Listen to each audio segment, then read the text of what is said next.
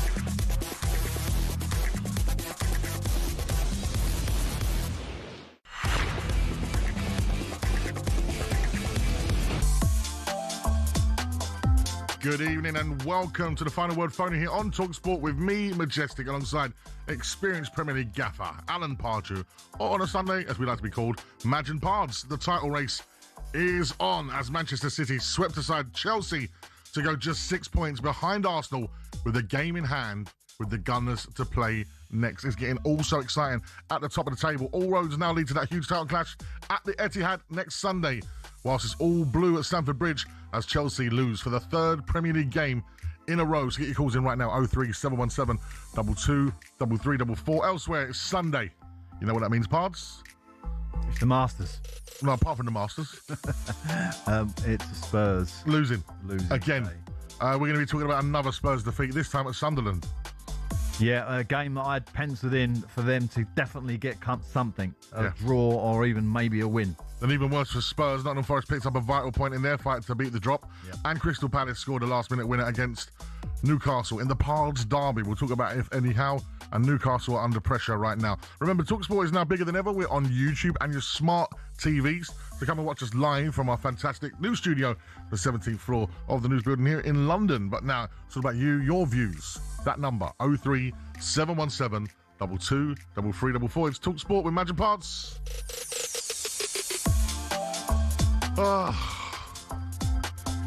Come on, mate.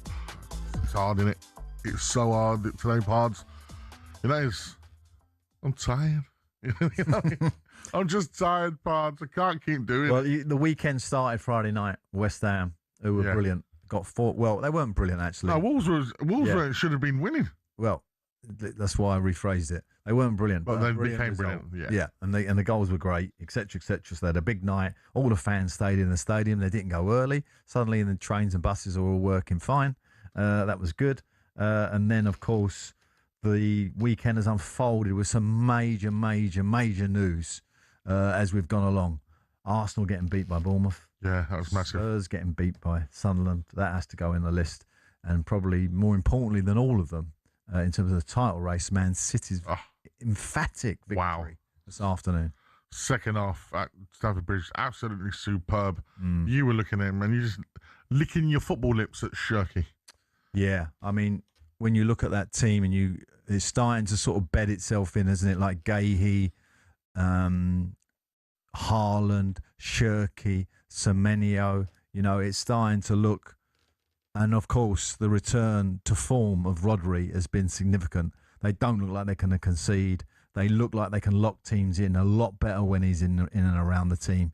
And that kind of 6 players, I think, is the team, plus the goalie. So, you ain't filling in much to make it a great side. No. The only thing I would say is that I have seen a better performance this week, which was PSG. And, wow, if anyone had the grace and beauty of seeing that game this week on the TV, you probably wouldn't have gone to Paris to watch it. It was outstanding. What a performance that was. The number 03717 22 3344. Put it in your phone right now. We're going to be accepting, of course, your WhatsApp voice notes as well. Loads and loads to talk about. The disgruntled fans tonight. A lot of disgruntled fans. Not just Spurs, by the way. Chelsea. There are a few fans going home there. I can imagine what they're thinking. Yeah, it's just too much, isn't it? It's been a bad weekend for London clubs in a way. Palace got a result today, good result for them, but it puts Eddie Howe under a lot of pressure there in those last 6 games for Newcastle. Tough result that for them. Right, before we go deep into our Premier League chat, let's quickly tip our hat to a former colleague of ours here and former Arsenal and England midfielder Jack Wilshere, as his Luton team have won the Virtue Trophy at Wembley against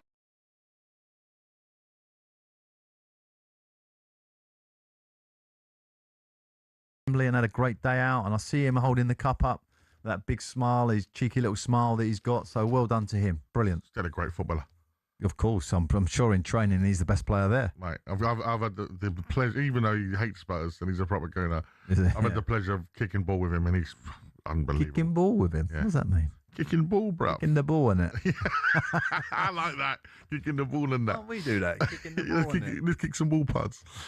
Pards, I want to talk about the Arsenal defeat against Bournemouth yesterday and how damaging that is for Arsenal because, of course, off the back of the Southampton loss, the Carabao Cup, etc. Yeah.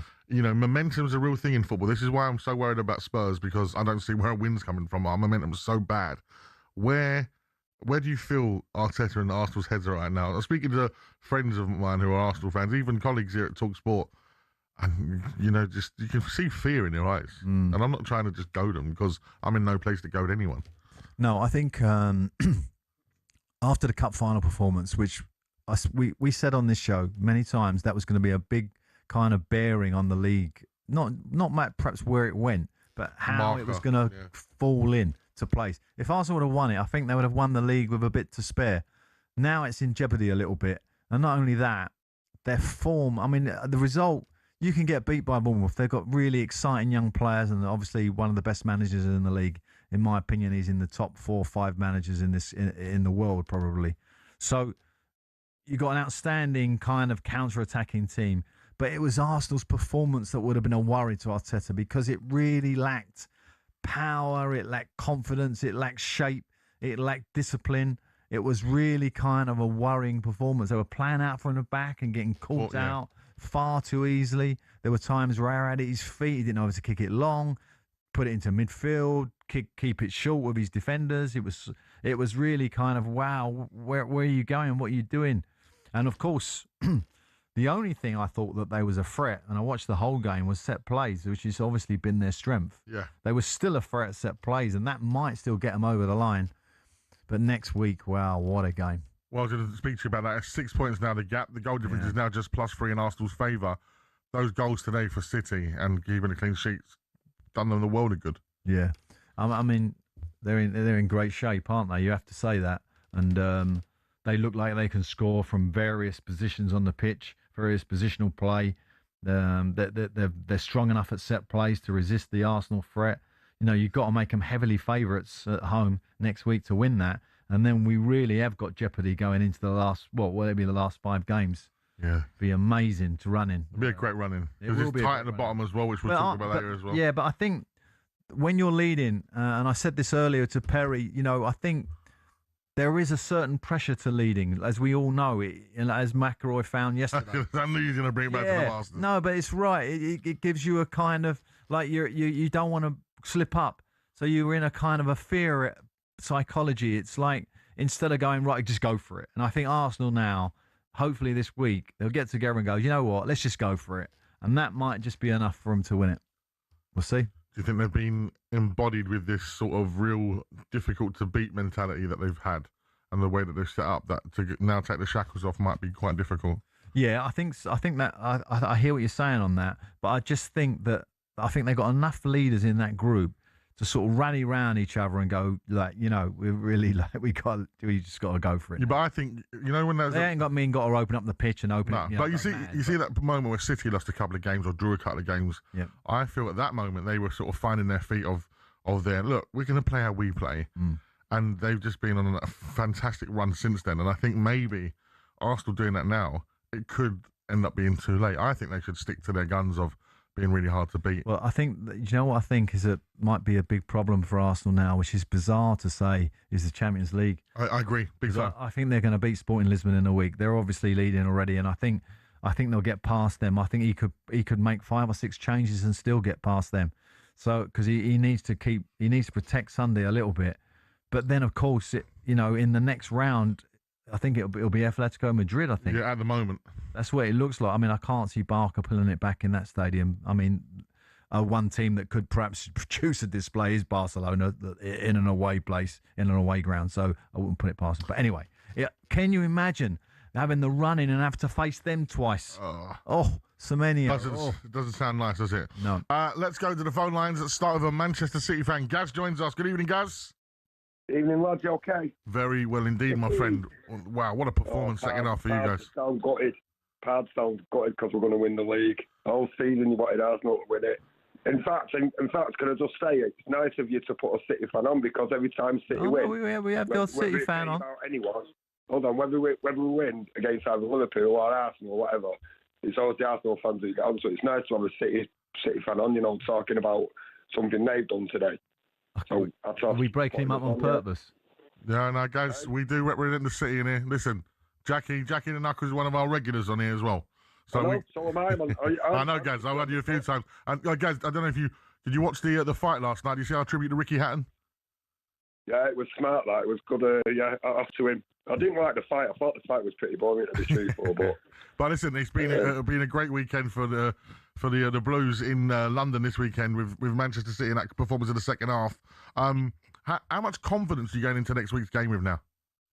Massive. Honest to God, I think last time I spoke to you two guys, I said Arsenal was starting to run out of luck, because early on in the season with the corners and the own goals they were getting. And you know what? I watched Bournemouth yesterday. Absolutely outclass them. You can see Arsenal's nerves are a mile off. And okay, his first half today wasn't 1,000,000%, but I don't know what Pep said to him at half time. Yeah. Second half, Whatever he said, he did the job, didn't it? A different class second half. Like Liverpool last week and Arsenal in the League Cup. You know, we I don't know what it is about April, but we find our mojo and we have got nothing to worry about. But next week we'll beat Arsenal about 4-1 easy. Oh. It's the Catalonian in Pep, innit? He needs some sunshine on his face. You know, we had a nice bit of weather this week. Yeah. He gets it going. Listen, guys, you know, people, and I've said it all season, you can never write off Manchester City. Never, ever. In the last, under Pep Guardiola, you can never do it, right? You are on if you win next week and, you know, you get onto level points, you win your game in hand, and it's all about goal difference at the end of the day, etc., and who wins their games for the rest of the season. You got a potential domestic treble in front of you. Nobody was talking about City and trebles, were they? Well, exactly. I mean, it was only a few weeks ago before the League Cup, everyone was going on about Arsenal doing the quad. And we didn't even get a mention of it because we, at the time, were still in the Champions League. I think we've just been overseen all season, to be truthful. I think that's probably helped a little bit of time, guys, because when... Well, yeah, it has. I suppose it has. But, I mean, like you said, a few weeks ago, I actually thought it was over when I was at the game against Forest at home. Yeah. And when we drew that 2-2, I thought, you know, I think that's one draw too many. But I didn't think Arsenal would. I knew they'd start bottling a bit, but not to this point. I mean, yeah. To be honest, even I didn't see this. Can I just say to you on the stats, right? If Manchester City beat Arsenal, and they win their game in hand, they'd have won 21, which would be the same as Arsenal. They'd have drawn 7, and then both have lost 5. How bizarre is that? They'd have exactly the same record. Wow. And the goal difference looks like exactly the same as well. Bizarre. Brilliant, cool. Thank you very much, Gaz. And we always get the City fans on when they win. Come on. Yeah. Right, the good news for you is that means one thing and one thing only, Pods. The phone lines are now open. 03717 2233. How did Gaz get on then if the phone lines were not open beforehand? Because he had a special MVP pass for being the winner today. Oh, I see. I didn't realise. Queue jump. Yeah, that bit. When you win, you get a queue jump. Gotcha. That's why we don't have no Spurs fans early doors. There's no queue jump. Right. How pivotal has this weekend been in the title race? And how pivotal is next week? Is next week a title decider?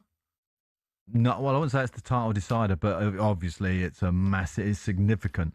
More so in terms of if Arsenal win it, you'd say that it's done.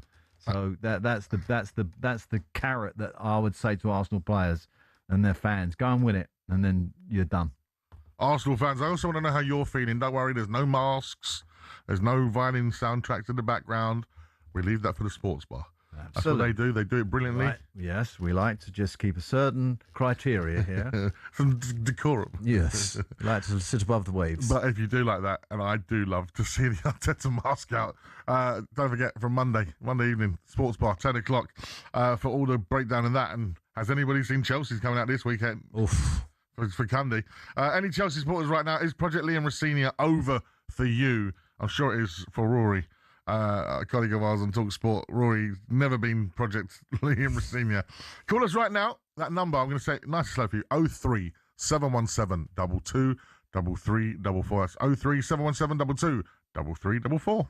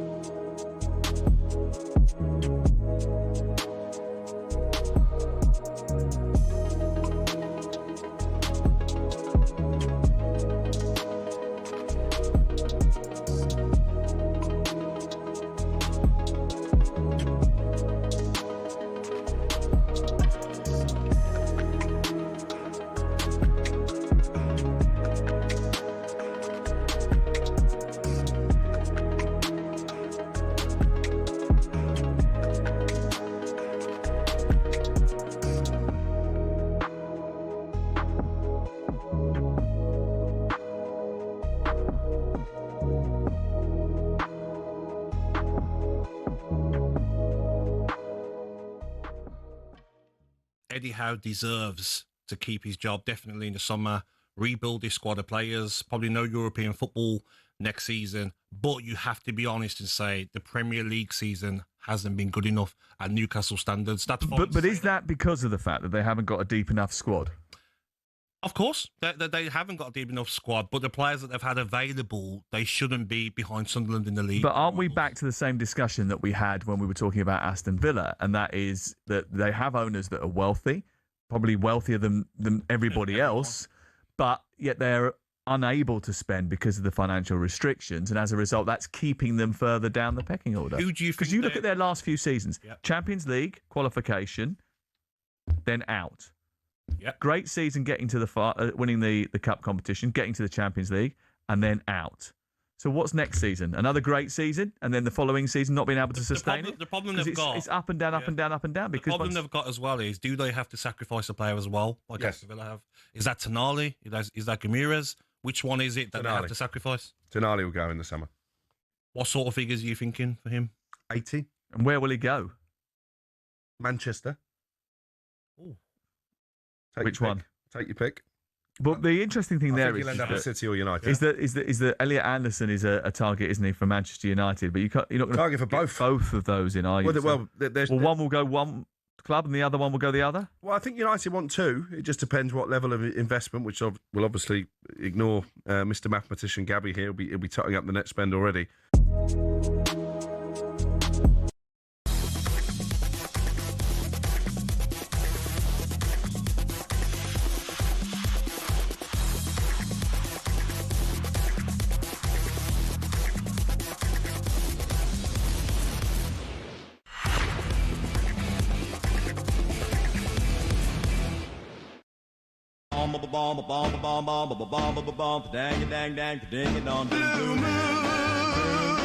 You saw me standing alone without a dream in my heart. This ain't the one they play. It is talkSPORT with Madge and Pards on a Sunday evening as Manchester City sweep aside Chelsea at Stamford Bridge in a 3-0 win that sees them go 6 points behind league leaders Arsenal with a game in hand and Arsenal to play at home next weekend. How does that sound, Pards? Does that sound exciting? Well, it does sound exciting, and in a situation we didn't expect to see. So, the heat is on, but then you look at the top of the league, and then you can look at the bottom of the league and the European places and say, "Wow, it's all up to play for, isn't it?" I mean, let's be honest, everyone's got a chance, except maybe Burnley and Wolves. Yeah, absolutely. Right, before we go back to your calls, there's a huge tournament happening in Augusta as we are in the final day of the US Masters. So let's get the latest on talkSPORT's Gabby Partington. The Masters on talkSPORT with Arnold Clark. Buy a used car and get a free 2-year service plan. Victor Hovland's momentum has been halted thanks to that double bogey on 15. And not that the Norwegian had a chance of winning, but it now takes the pressure off the leaders. But we can't say the same for Jake Knapp, who's now 7 under for the championship, and also Ludvig Åberg, who's birdied his first 3, and suddenly he's just 5 off the lead. And what about their Ryder Cup teammate, Shane Lowry? A hole-in-one yesterday, and today marks his 10-year wedding anniversary, so plenty to celebrate already. And just 2 back, the 2019 Open champion gets underway in just 20 minutes. Exciting stuff. Then 10 minutes later, his good friend Rory McIlroy heads to the first tee, chasing back-to-back green jackets, of course, a feat achieved by only 4 players. So he'll go out alongside Cameron Young, the pair tied at 11 under par. And remember, each of the last 9 Masters champions have come from the final pairing on Sunday. So with birdies flying pretty much everywhere, this one is wide open. Thank you very much, and we'll give you full updates of the Masters during the show because Pards is watching keenly, and he's giving us a little one word of advice for the Masters tonight. Yes, if you're going to watch the Masters, don't watch it too early. Stay with us, listen to the show, have a bit of therapy. We've got Spurs coming up, we've got Chelsea coming up, we've got Newcastle Palace, we've got lots to look forward to. Yeah. And then when we finish, that's when you want to watch it. Those last 8-9 holes, magnificent. I can't wait to see them. Absolutely. 03717 223344 is the number to call. And look at our phone line, Pards. It is lit up like a Christmas tree. Let's go to Grant, who's a Chelsea fan. He was at Stamford Bridge. Good evening, Grant. Hold on, I'm joking. Hold on, no. Yeah, what a joke. Another dismal another dismal showing.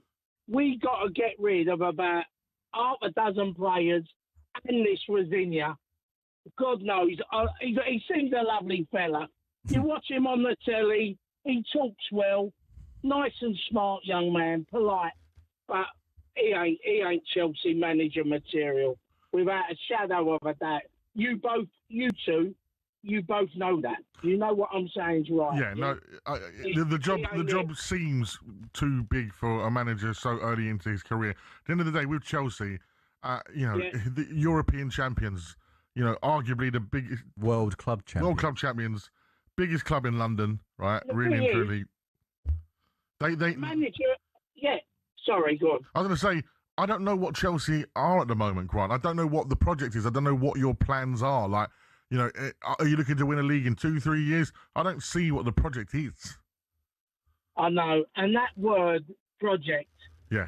Shove it or down model. his throat. Yeah, or model. That's another word I don't like. Yeah. I mean, when you look at Chelsea in the past, the managers, class managers, world-class players, and whoever's buying these players, right? Look at Sanchez, the goalie. Excuse my French, but he's too bob. Paddy Shield, disaster. They're all rubbish.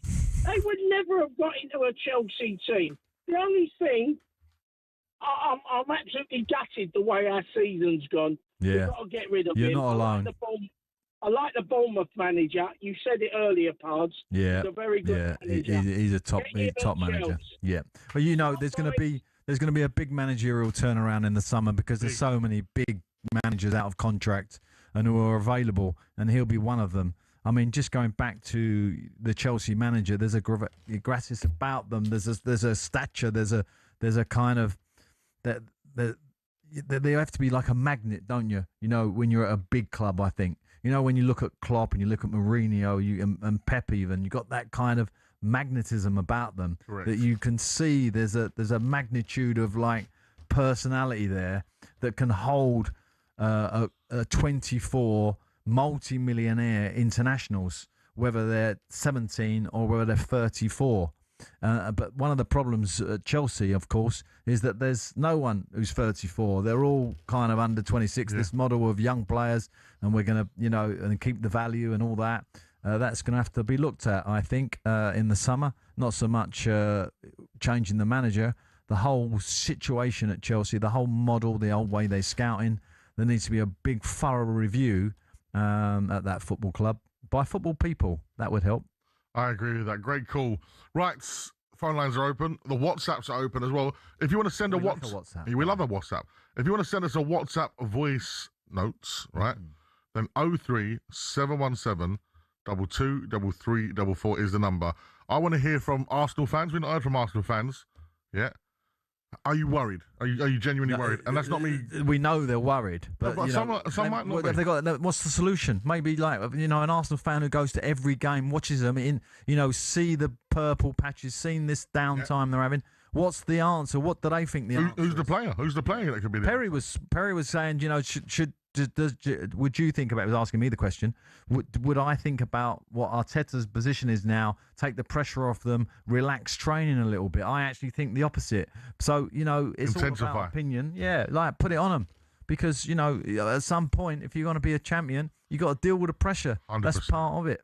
Kiddos calls coming in and WhatsApps to 03717 223344. And yes, don't moan at me, Spurs fans. Yes. Stand by your radios and TVs as we'll be talking about them very soon. You used a word earlier. I didn't like it. What did you use? Go on, bring it out on the radio. When we was in the green room, it began with a U. You said we've been very unlucky. Oh, we'll talk about that. That was very, what's a word we don't like in football. But you know what? You're listening to the final word on talkSPORT with who? Sky Vegas. Oh, yes. And we're very lucky to have them as our sponsors. All your favourite games, all in one place. 18+, gambleaware.org.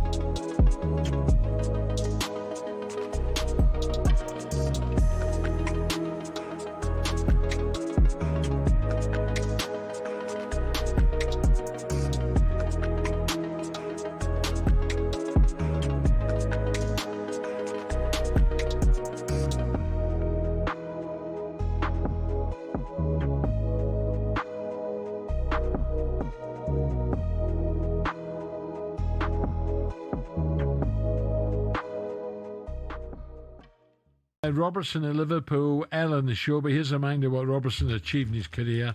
He'll leave Anfield after 9 years. 9 years, brilliant.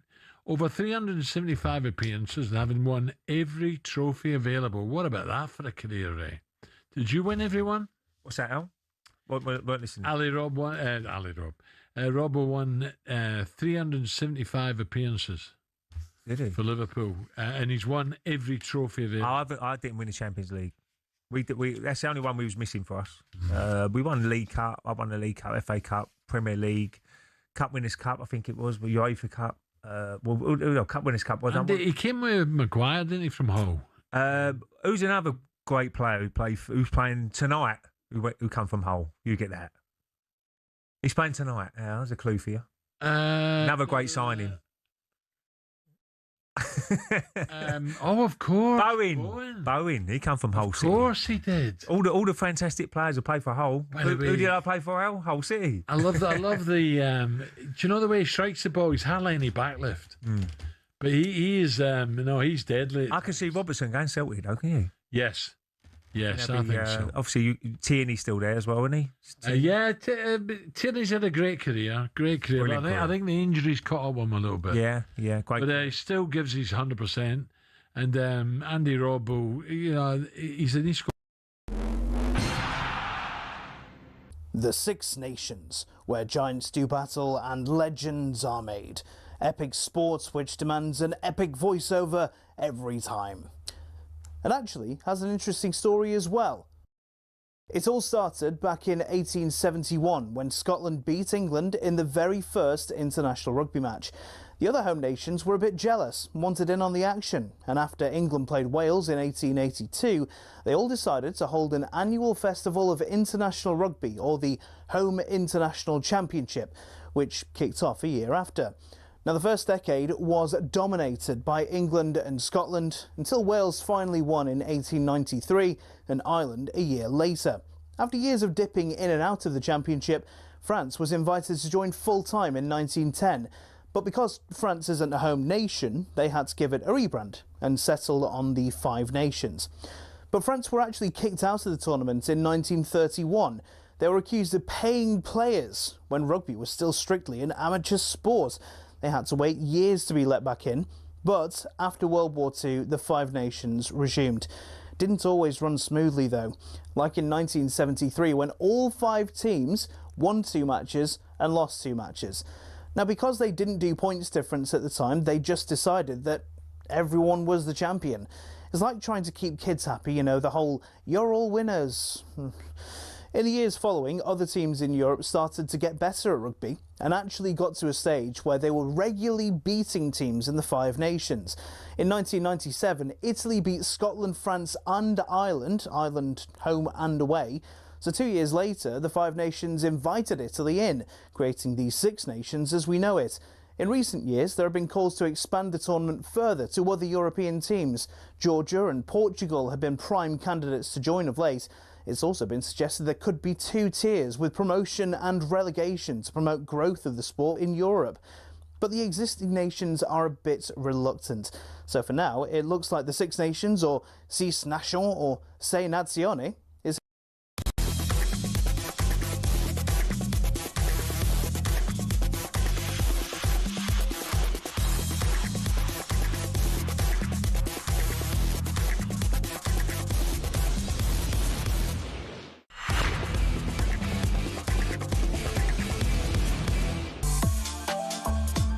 Good evening and welcome to the Final Word phone-in.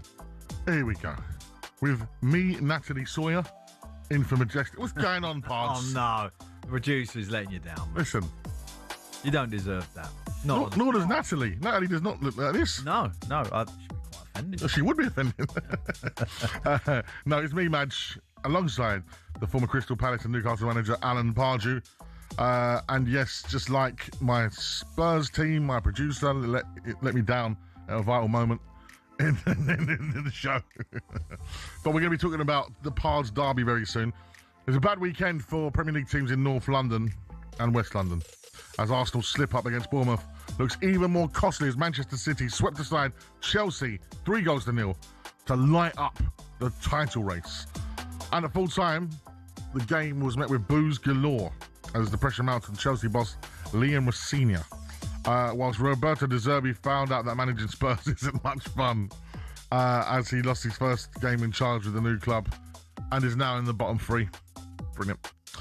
If you were there any of the games, you want to talk about them, the number is 03717 223344 03717 223344. Right, let's bring some. We got an Arsenal fan and a City fan. Who would you like to hear from first? City fan. Should we celebrate some joy with a City fan? Yeah. And you know why? It's only our Jax. Jax the Knuckles is on. How are we, Jax? I'm all right, guys. How are you? How you coping, darling? You okay? Yeah, I'm just letting everybody know, the listeners and yourselves and all my City friends, my big operation is going to be a week on Tuesday at Manchester Royal. The bowel, the kidney and the liver. Oh dear, but you know what? I'm happy because I can go to the Arsenal game next week. Yes. And I think that could be my last one on the running, which I'm very disappointed about. But obviously health comes first, doesn't it? So I'm staying positive, I'm staying strong, and I'm very, very happy with today's results. So made my weekend, Arsenal losing, City winning. And the thing is, like you said, watching Arsenal. you get to watch that big one at the Etihad next week. How confident are you going into that, Jax? I think that could be my last one, unless if I'm in hospital a couple of weeks and I get home for 3, I could. I'm not saying positive that I will make the last game of the season. If I do, I'll have to obviously go in a wheelchair because of my walking condition.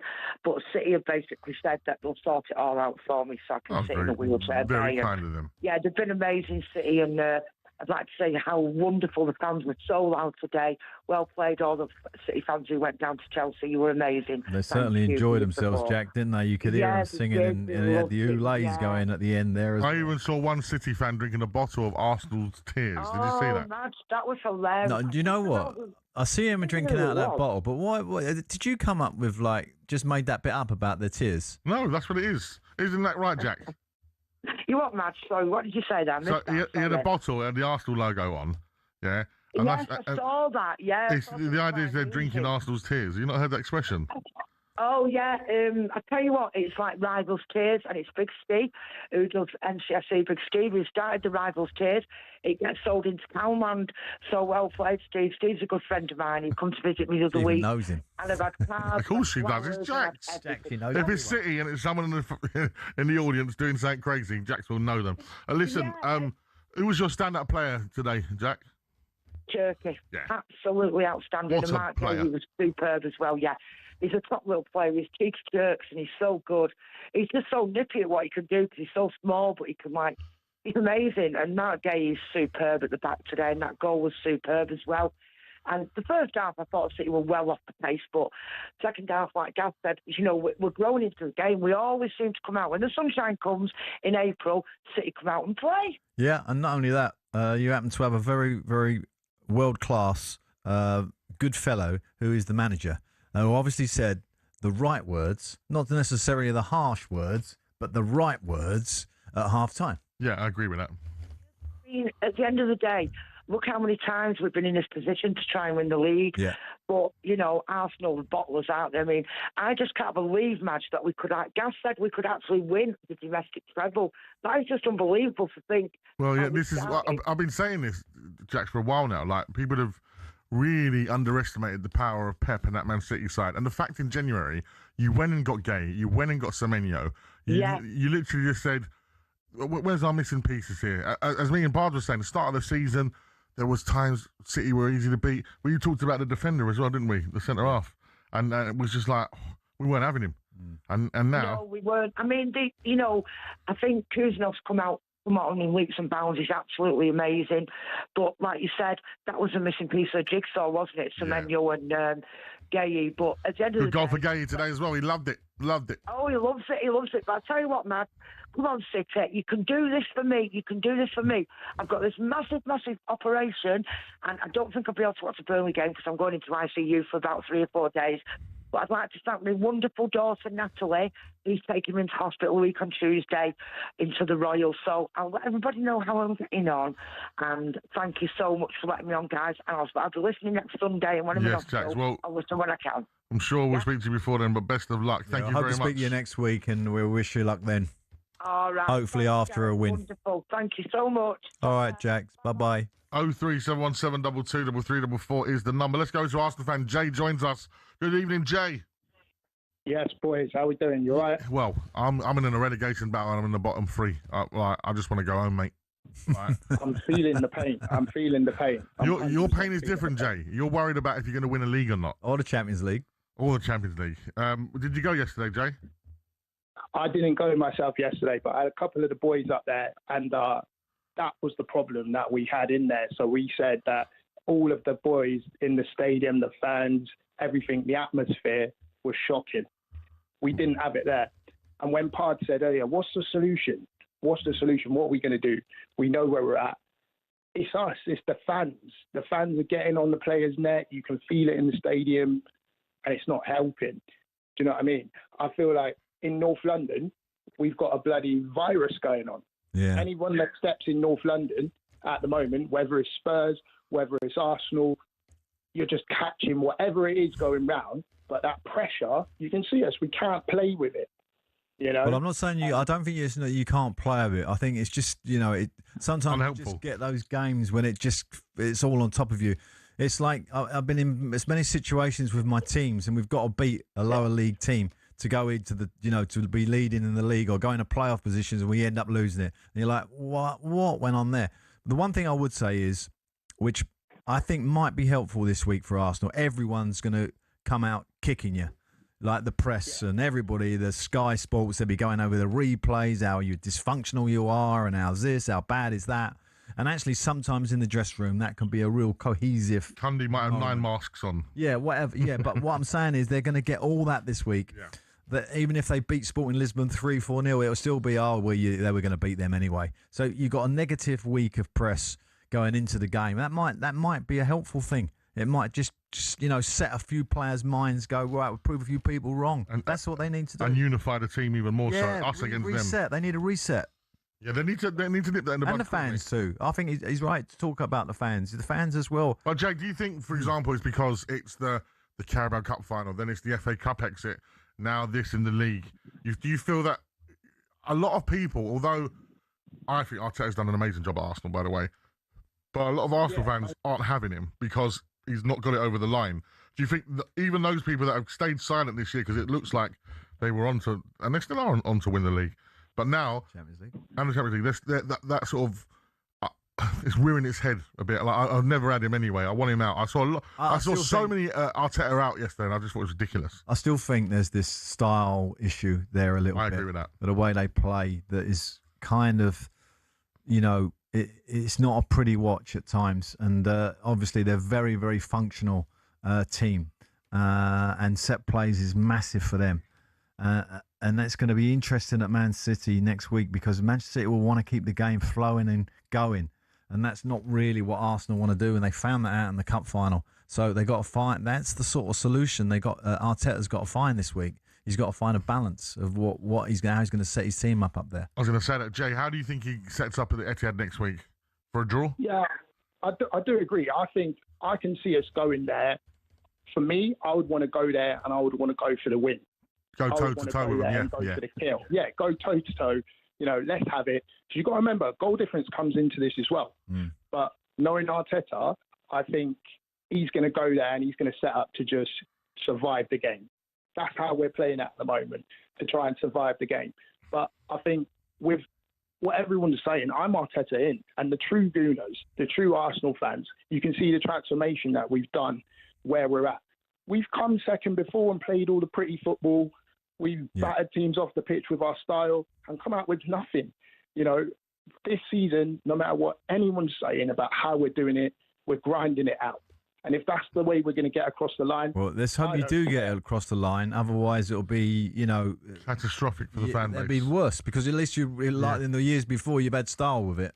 But what I would say is a real worry is the record of Arsenal in April. in the last 3 or 4 seasons under Arteta, which has been not good. Yeah. And unfortunately, they're on that road again.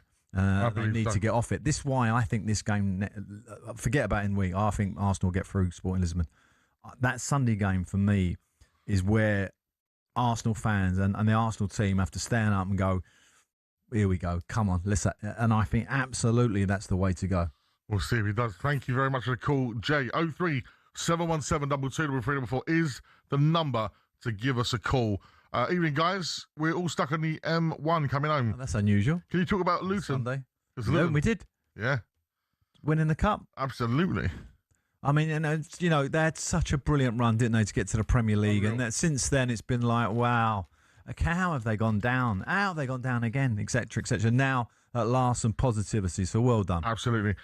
You're calling us tonight. It's 03717 223 You can WhatsApp on the same number. But you are listening to the final one, TalkSport with Sky Vegas Parts. Amigos. All your favourite games, all in one place. 18 plus, gambleaware.org. We're back after this.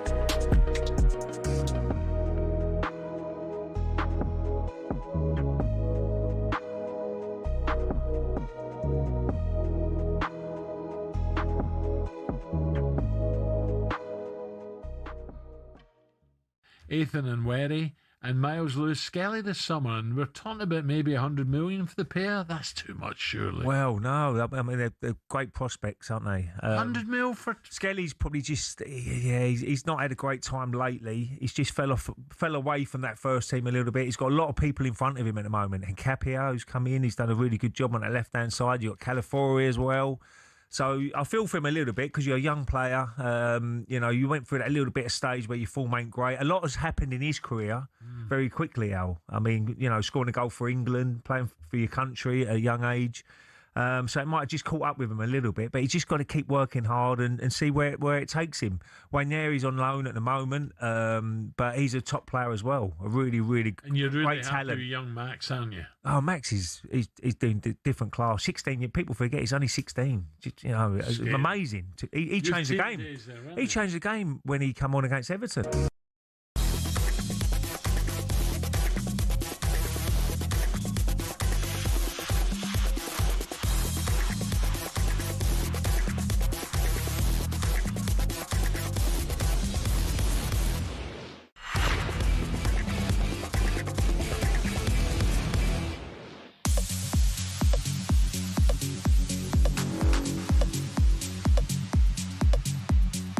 Getting really serious with this bed, aren't we? Really techno-y. Hello and welcome to the final word phone in here on TalkSport with me, international superstar DJ producer Majestic. From Berlin. And former Premier League gaffer, manager of the year, and greatest dancer at Wembley Stadium, Alan Pardew. I like a little ad-lib. Monster. That's brilliant. It is Imagine Pards. Sunday evening, we're going to talk about Spurs, so I thought I'd try and cheer myself up first. Are we on the Spurs now? We will be shortly. Okay. Let me arm myself. Look, Majestic's doing his very best to avoid the elephant in the room. Come on, get the Spurs chat going before people switch off. That's from Vernon James. Oh, dearie me. Listen to this stat, guy. It was O'Hara and Cundy, apparently, who's come with this stat. Arsenal have won one game in April in 5 years. That's right. Is that real? Yeah. No way. I said that for the last 4 years in April, I don't think they've won a game. No, one game I think they've won in the month of April, and they've started April like this. So they've got a bit to do. That is insane. Yeah, it's not good. And then actually, when you see the teams they've played, they look like banker wins. So they played Bournemouth before in April and lost. I think that might have been last year or maybe the year before. I'm not reading off a sheet, by the way. That's ad-libbing me. It's my memory, see? It's not bad. Good. Still sharp, mate. Right, before we go back to your calls, the leaders will be soon coming out at the US Masters at Augusta in what could be one of the all-time great finishes. So let's get the latest from talkSPORT's Sean O'Brien. The Masters on talkSPORT with Arnold Clark. Get an extra £500 when you part exchange your car. Yes, welcome to the best day in golf. It's the final round of the Masters. The sun is shining and Rory McIlroy has a share of the lead with Cameron Young. If McIlroy's win last year is anything to go by, this should be electric. Besides Cam Young, you've got Sam Burns within 1, Shane Lowry within 2, and Justin Rose just moved within 2 with a chip-in birdie at the first.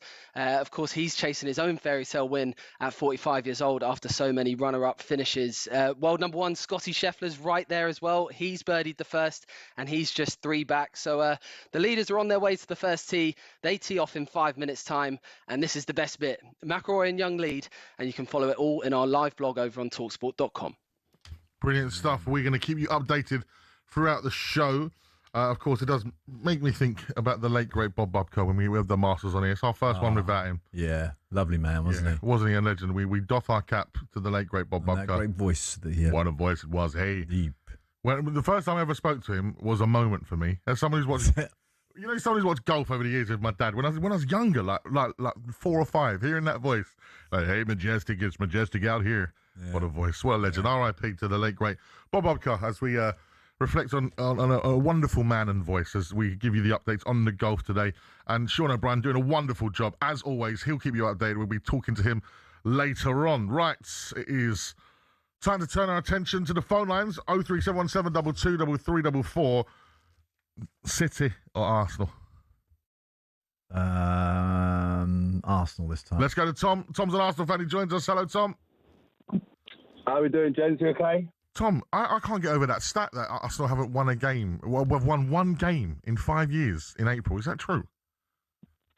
Yeah, I've been seeing that flying about. Unfortunately, I was just about to say, I'm bored. I'm tired. I heard you saying, are you worried? I'm not worried because I think a lot of Arsenal fans, including myself, deep down they know what's about to come.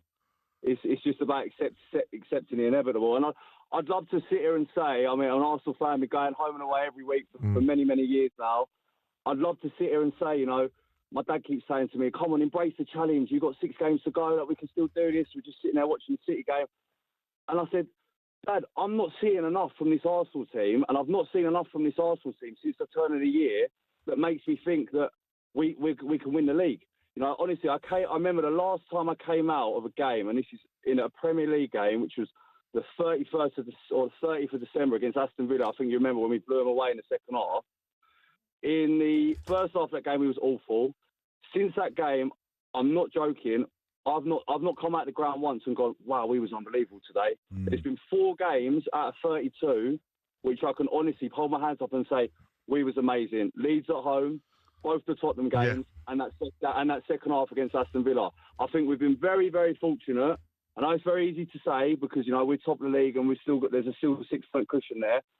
We've been very fortunate, and City has been off the boil this year. They've dropped a lot of points. In any normal season with Pep Guardiola there, they'd probably be breezing it ahead of us right now. I think we've been fortunate in that respect. I'm not seeing enough. I'd love to sit here and say, I think Gary Neville made a good point on commentary. He said, the headlines will be Manchester City are right up Arsenal's tail. They've got the win behind them. They can go within 3 points of game in hand. But if I'm an Arsenal fan, I'm looking at it thinking, I can go and win the league. We can go and win the league next week. It's a great point, but I'm not watching that team and seeing enough. I think the worrying thing, Tom, I think, when I watched that game yesterday, albeit I was watching it on TV, is the lack of individual players who are playing at the top of their game. Yeah. You haven't really, if you look at City, you say, Church, he's in magnificent form. Gay, he's Semenyo. When I look at Arsenal, the goalie looks a little bit rattled. He looks like the pressure's getting to him.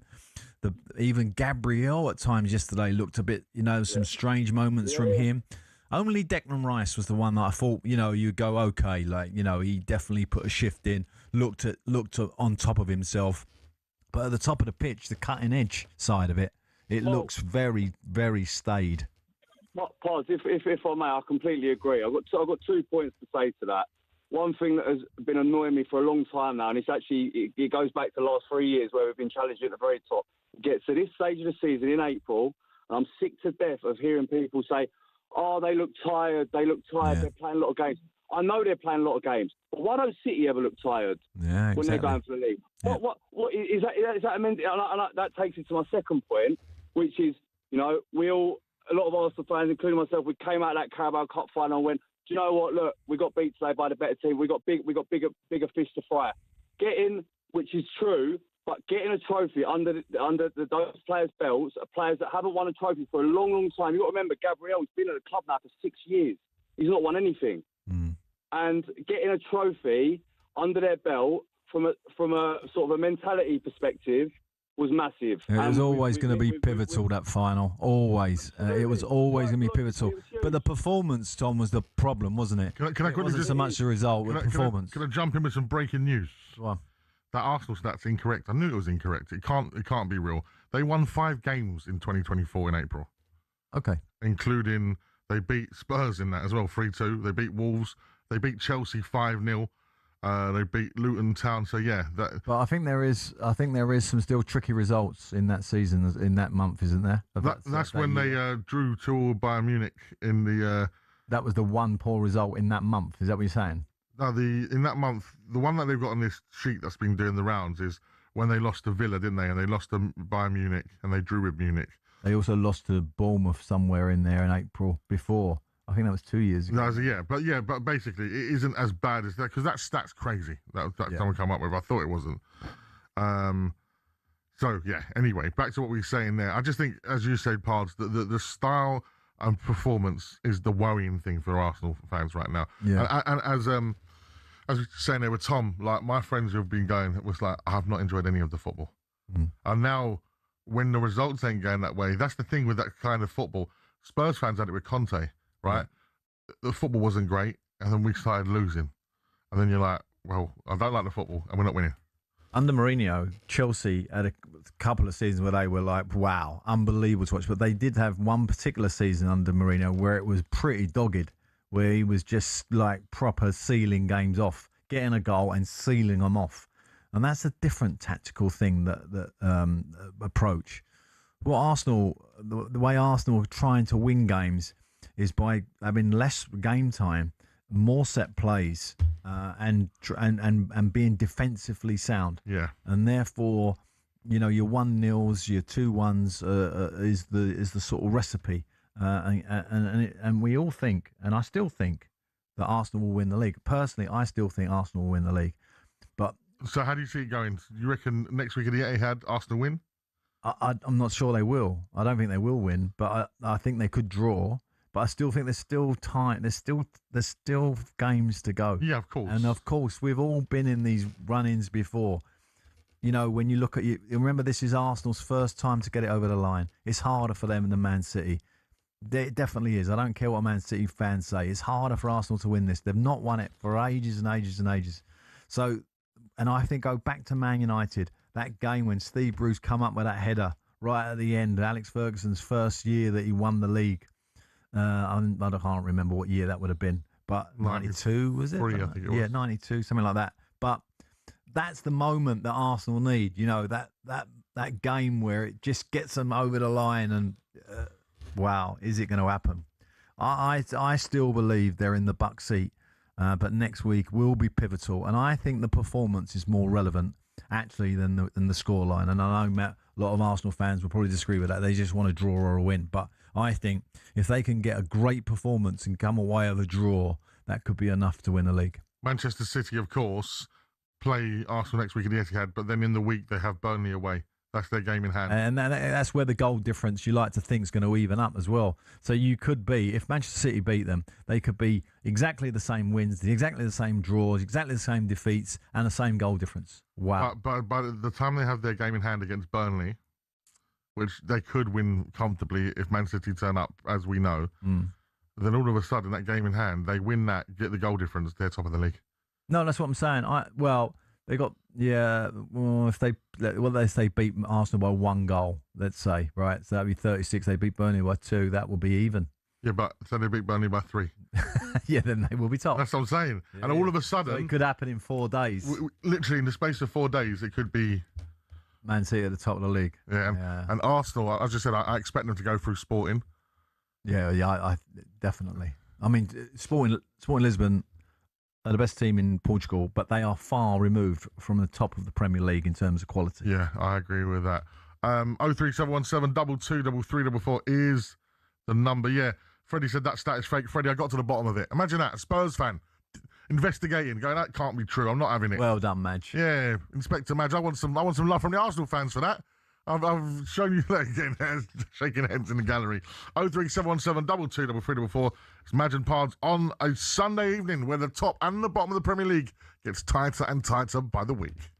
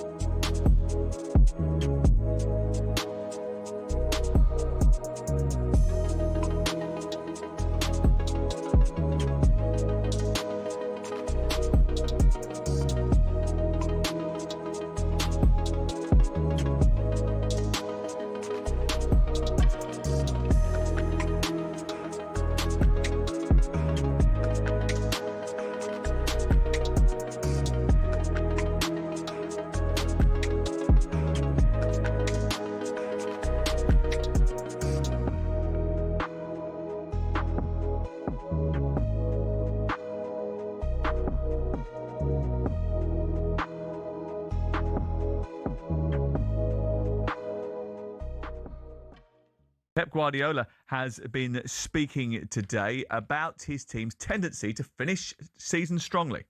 Hopefully we can do a lot of points. It's at the situation that we are in the Premier League, so we need to do all of them. Otherwise we will not give us a chance to try it until the end. So we need to do a lot of points. We were not consistent enough during the season. We dropped points that we should take it, and that's why we're in the position that now we cannot do it differently.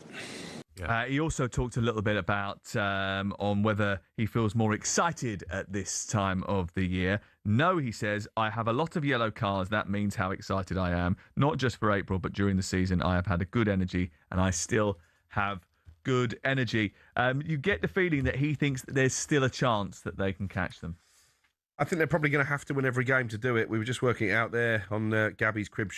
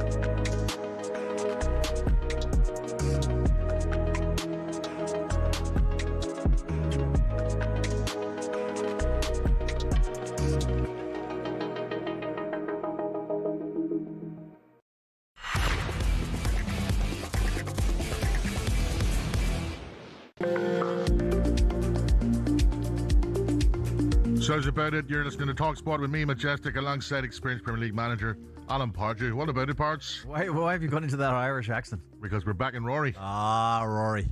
And of course, being half Northern Irish myself, I'm allowed to do that accent. Correct. Without being cancelled. Oh, hopefully. Hopefully. My mum will cancel me. Yeah. She'll ring me up. Why would you doing that? She'll ring me up from Margaret Felt. What are you doing, Kevin?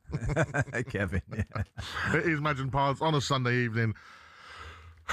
That sign means we're going to be talking about one thing and one thing only.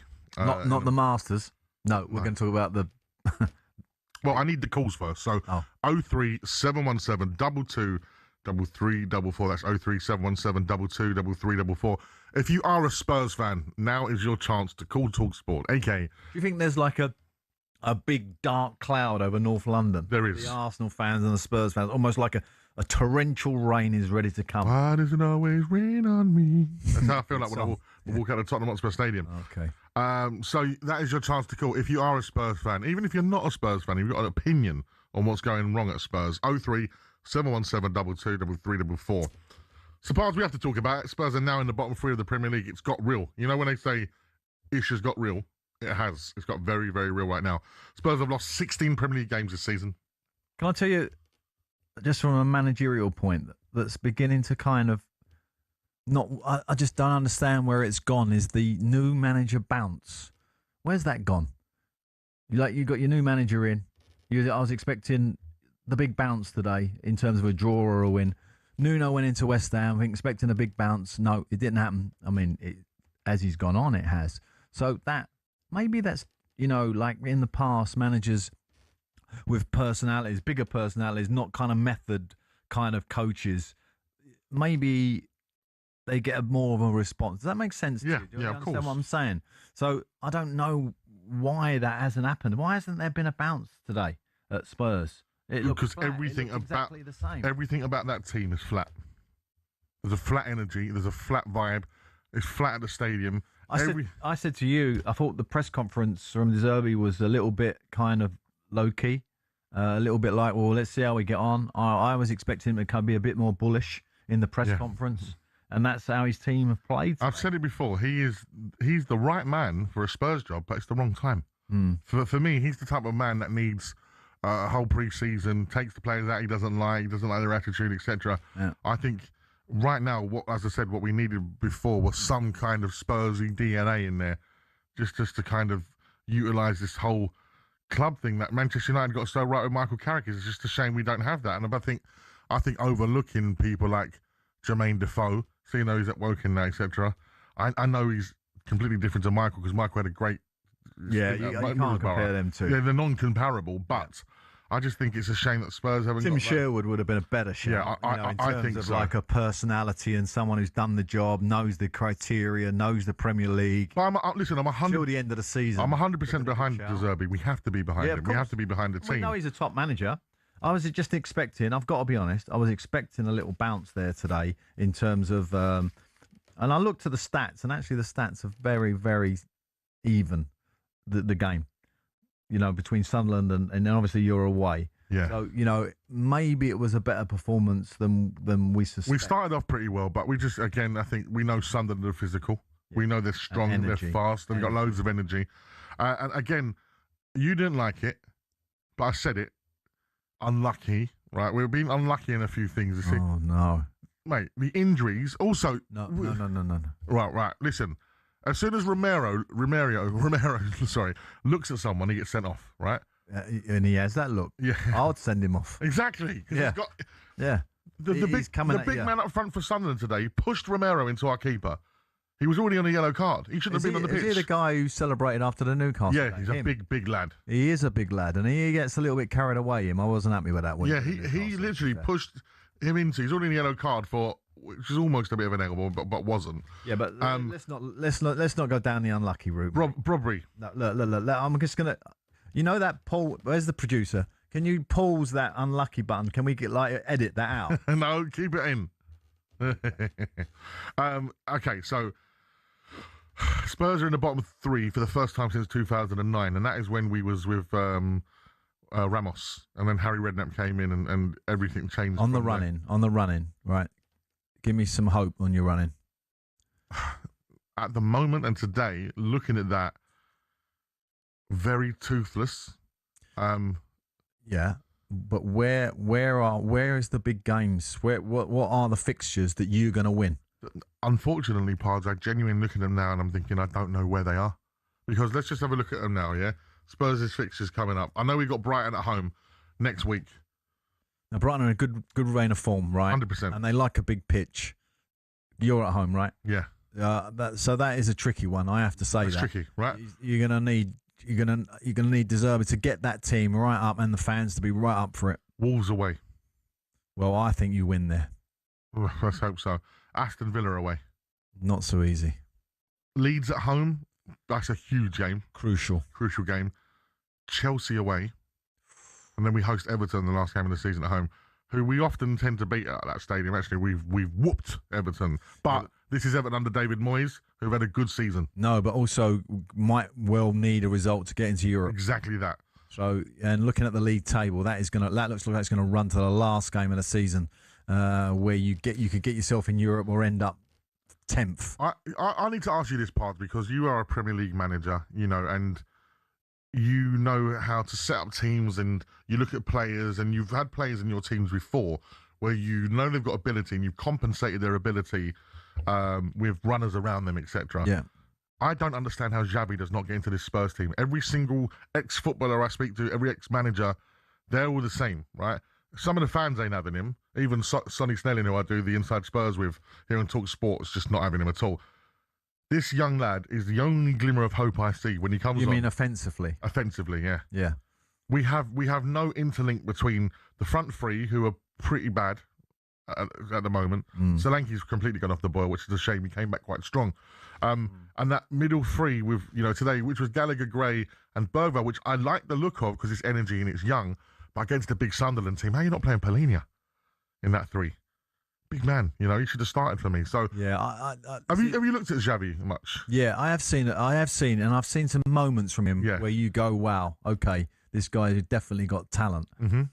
I think it's very difficult for me to cast my vote unless I see what he was like in the dressing room. You don't know what he's like in training in the dressing room. This is the problem with particularly flair players. Sometimes they're not training properly. They're wearing their cap at dinner. They're doing getting silly little fines all the time. Note to self: do not wear cap at dinner. No, but what I'm saying is, if you have little rules in the training for ground, sure. You got to put your boots in a certain area, or whatever, and he's just randomly just not doing any of that. Then that you putting him in the team actually disrupts the squad. The squad are like not having him. Do you know what I mean? So I'm not saying he's doing that. But there are players who are like that. And sometimes you have to compensate. And sometimes players will give them the benefit of the doubt. If they're winning and leave it, Gaffer, just let him. Don't worry about it. He's top. He'll win us the game. They'll have that kind of attitude to it. So I can't read that situation. Only De Zerbi will know that when he goes in there, right? But what I do know is that team lacks flair. There's no doubt about that. You've got to have somebody out there who's going to have the kudos and the minerals to get hold of the ball, take someone on, win you a penalty, which you haven't had all year, right? No, we haven't won all year. You haven't had one penalty that you scored. No, they haven't had one. We've had it in the Champions League, but not in the Premier League. No penalties. That is a bizarre stat. That just shows the lack of offensive. Or like killer instinct in the box, like putting your foot into a dangerous area and someone clears you out. That's there's plenty of ways to get penalties. I'm astonished. Unlike today's one, which we didn't get. It wasn't a penalty, to be fair, but sometimes you need a little. This is where you stand. Loss, draw, loss. Mate, it's abysmal. Worst in the league. Worse than Burnley. Worse than Wolves. That's where you sit at the moment. I mean, it's an incredible situation. I don't think anybody.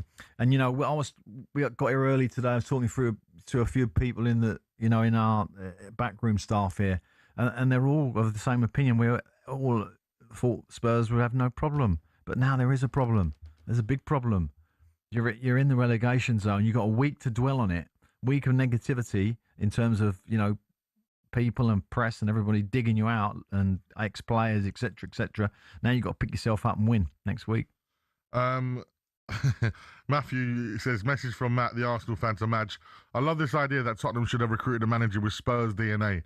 I'd be trying to avoid that at all costs. All right, Matt, listen, you've got your own problems right now. Even though your problem is trying to win a league. Nice point. But, it's true. Steve says, hi, guys. Spurs away fans were great today. Not sure if that came across on TV. Credit to the club. However, the players were terrible. Play acted at every opportunity, trying to cheat to win. Can't see that lot getting out of it. That's from Stephen Sunderland. Wow. I'm not a Spurs fan, but Bobby should have been off, endangering 2 players. Yeah. I think you lack goal scorers. Your midfield is 3 defensive players. Solanke, Tell and Mawani are all average at best. Your biggest loss all season is James Maddison. Oh, yeah. I think that's a fair point. And I said to you when Solanke went there, for me, I never see him at a top club personally. I thought he was... Well, he had because he'd been at Chelsea and Liverpool. He had his go, really. Yeah, that's my point. But then again, Tottenham... He had a great spell, and sometimes players are taken like that, and then and it's very difficult to step up to that level. I think he's been okay for Spurs, but he really needs to come to the fore. And he is a bit streaky. Remember I spoke to you about Bobby Zamora. Bobby was like that. He was streaky. There was periods where I was just thinking, oh, come on, Bob, you're better than that. And then he would go and get 6 goals, like in 4 games. Yeah, that's what Solanke came back with. Yeah, I thought, here we go. And then that's what he needs. He needs a streaky period right now, right this minute. Well, someone needs a streak. Otherwise, I'm streaking down Tottenham Way Road, upset. Which wouldn't be a pretty sight. It wouldn't be nice for anyone to see that on a Sunday afternoon. Keep your calls coming to us at 03717 223344. You listen to the final word on talkSPORT with Sky Vegas. Sky Vegas. It all starts with a spin. 18 plus. Is that a betting company, Sky Vegas? Sky Vegas. It all starts with a spin. 18 plus. GambleAware.org.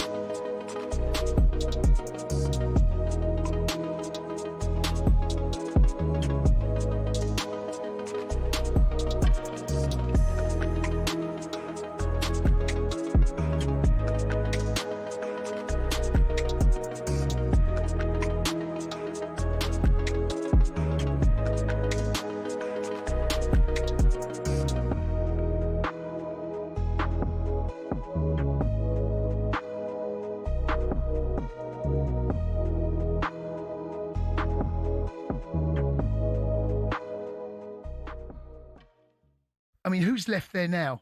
Only Alisson, Van Dijk. I think that's probably it, isn't it? Just on Andy Robertson, do you think he'll stay in the Premier League? I think he can. Yeah. I think he can. I think there are. I'd have him at Tottenham. I wish we got him. Well, you were linked with him in January, weren't you? Yeah. And that the right was. It's not the biggest surprise in the world, is it? That he's leaving. No, it's not a surprise. What but happened in January? It made us think about left backs, right? Yeah. You think about the great left backs of the Premier League, and where does he rank? So when I was outside with Ryan, the producer, and then Ryan said there was a period where he was the best left back in the world, and I went, "What? What you on about? Best left back in the world?" And he said he's best in the top 3 of the Premier League, and I'm like, "No, I'm not sure he is." And then you look at the names that, and you think, you know what? Actually, maybe he is in this conversation. I think he is. Look, Ashley Cole for me, obviously, yes, he's the greatest. He's out on his own. He's out on his own, and then after that, you look at the other left backs. There are Patrice Well, in Evra. terms of numbers, let me just tell you now, Andy Robertson's Premier League appearances, 373. 13 goals, 69 assists. Now, that is insane for a fullback. Trent's numbers aren't dissimilar from what I can gather. Yeah. I haven't got them, but just looking at left backs here. He outstrips, John Anarisa has 30, but he is...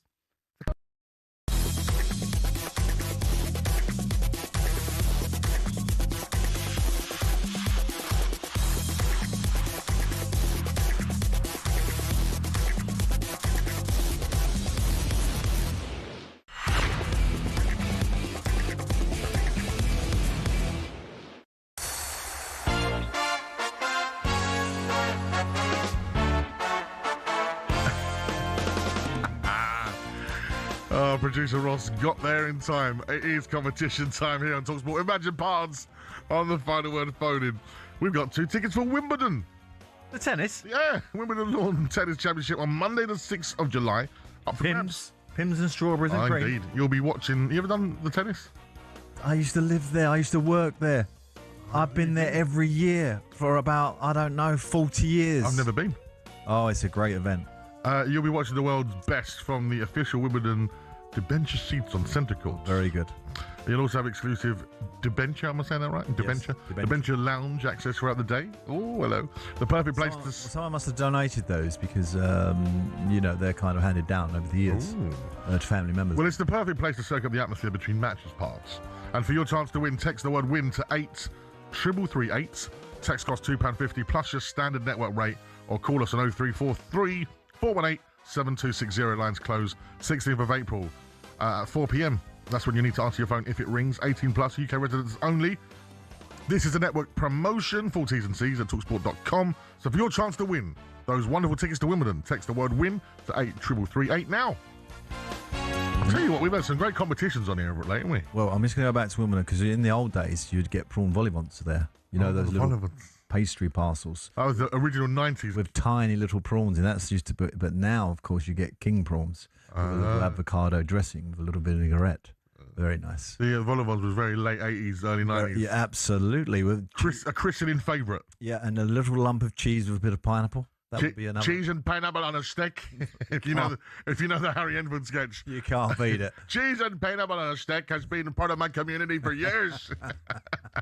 Right, before we get back to your calls, it's a great We love the old buffets. It's a great segue because we're rooting... Text in with your buffet suggestions. Yeah, it's a great segue because we're rooting for Rory McIlroy, of course. Before we go back to your calls, the leaders are out at the US Masters at Augusta, so let's get all the latest from talkSPORT's Sean O'Brien. The Masters on talkSPORT with Arnold Clark. Buy a used car and get a free 2-year service plan. Yes, still Rory McIlroy and Cam Young who lead the Masters. McIlroy doubled the first hole on Sunday last year. Different story this year, tap-in par at the first. And he looks in the mood. Hit it all over the place yesterday, but he finds the fairway at the first, almost holds his approach shot, and then left the birdie putt just short, but that's a nice, comfortable start for him. The last 9 champions at the Masters have all come from the final group on Sunday, so many of us expecting this to be a shootout between McIlroy and Young. Sam Burns did briefly join the leaders on 11 under, but just doubled the second. Scotty Scheffler is within 2 after a birdie on 3. Justin Rose and Shane Lowry within 2 as well. So everyone's on the golf course. We're well underway. McIlroy and Young lead the field by 2, and you can follow our live blog on talksport.com. Brilliant stuff. Thank you very much, Sean. Let's go straight back to the phone lines at 03717 223344. Don't forget, Spurs fans, if you want to have your say, now is the time. Let's go to Bill, who is a Spurs fan. How are we, Bill? Hiya, mate. How are we doing? Oh, mate, it's Sunday. Spurs have lost again. I just don't know what to do, mate. Mate, like, the whole thing's a shambles. I go from fans to the board to the players. I mean, whether it's 20,000 fans that want to clap a bus,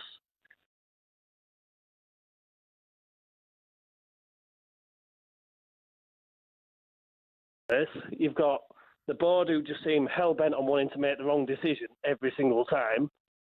And then you've got the players. I mean, I'll level with you.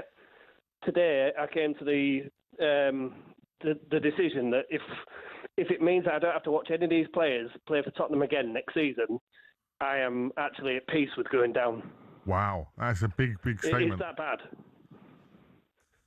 The one thing, of course, that relegation does is get a huge chasm in your finances, and the playing staff will definitely turn around. There's no doubt about that, and I've experienced that. When I inherited West Ham, we had Jermaine Defoe, David James, Michael Carrick, all who was going to move on eventually, which they did because they were obviously Premier League players, and so you do get a big turnaround and an opportunity. So there is an opportunity. But I still think for the long run of a club the size of Tottenham, it will be catastrophic to go down. You really got to stay in this division. Bill, what is it about the players that you're sick to death of, and which ones in particular? All of them. I mean, it's easy to, like, all you hear is like, oh, we keep playing these young players, but they're the only ones that are showing any fight. Do you know what I mean? Like, you see Archie Gray and Bergvall. Granted, they're not the best players in the world, but they're the only ones that are, to me, showing any effort. I mean, for the last 2 years, I don't know about you, Madge, but I've seen this coming a mile off. Yeah. Like, you know what I mean? Luckily, last season, the bottom 3 weren't as good as what Do you know what I mean? Like we would have gone down last season if the bottom three were correct. as rubbish as they were. And you had Son. And we had Son, and Son, to be honest, was past it. Do you know what I mean? So it's, But still ended up with about 12 goals. Important goals kept you out of trouble. But I mean, these players, honestly, I have no connection to any of them. It's obvious they don't like us as fans. There's no connection there. Do you not feel that when you go to the stadium? I haven't been to the stadium I haven't been to Tottenham in 12 years. I won't go.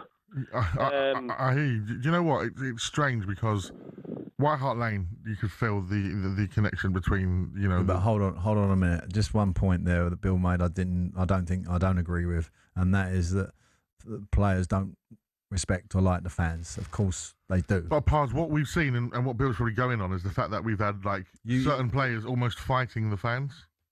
No, that's just frustration and with themselves, and you know they're just so down on themselves. They got to get rid of their frustration. You can't carry it around with you. I'm not saying that all players would go and have a go at their fans. The point I'm saying is when I go into dressing rooms, any dressing room, you never really hear that.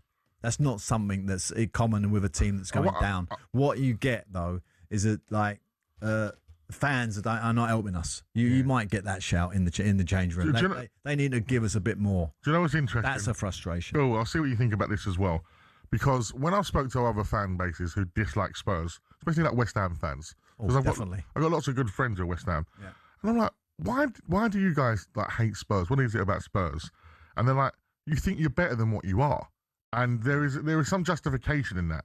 And I think, Bill, personally, there's a lot of players at that Spurs club right now who think they're better than what they are. I don't disagree with that. Yeah. But I don't think there's an actual disrespect to the fans. No, but I think, for example, that certain statements have come out, certain comments have been made, and that they feel that they are better than Tottenham. And at the end of the day, if you're at a football club and you think you're better than the club you're at, you mean that they should be at bigger and better? Yeah, people think they should be at Real Madrid's and Liverpool's, etc. There are a lot of players in even like Poro, for example. He definitely looks like someone that thinks, I'm better than this. Do you know what I mean? I don't know. I want to get Bill's thoughts on that. The club captain is a perfect example of that, isn't he? Yeah. Let's be honest. And I will never wish injury on a player, and I hope he gets well soon. But there were Argentina World Cup tears. The way Tottenham might get relegated tears. So I mean, it's as simple as that for me. Even when he's got his dad coming out saying he's got a release clause. Really? Club captain. I didn't see that, Bill. He did that midweek. Oh, great! Nice, isn't it? See, when I was manager of West Brom, and I went in there really late, and I was there long enough to look at the contracts and the contract situations. You have to start thinking about that because you're in relegation trouble. Some of the clauses in contracts at West Brom were incredible. Players were getting free transfers. They were getting reduced fees if they went down to the Championship. We all negotiated for them to go to West Brom. So they were, they were like, "Oh, I'll come to West Brom, but I want this clause in if you go down, i.e., 500,000 or a free transfer." It's disgraceful. So there you have got a problem of a motivation might actually suit some players to go down, so they can move on. Do you think? Incredible. Do you think as well? And I'll ask this to you as well, Pards. But Bill, there's almost a bit of an arrogance with this group of players because they won the trophy last year, and we're like, hang on, we won you a trophy last year, and you lot are on our back constantly. Like, I have no doubt when they're in a good vein of form and they're feeling good about themselves, this would be such a different situation. Like, I've had the pleasure of meeting Mickey van der Ven and some of the lads, and they're good lads. Yeah, of course they are. And Zarbi said it this week, didn't he? So they're fighting, they're trying, but there's a lot of pressure here. And and do you know what I think? It's when these other teams who hate Spurs and hate Spurs fans are looking at us and going, "You're getting what you deserve because you've been going on." No.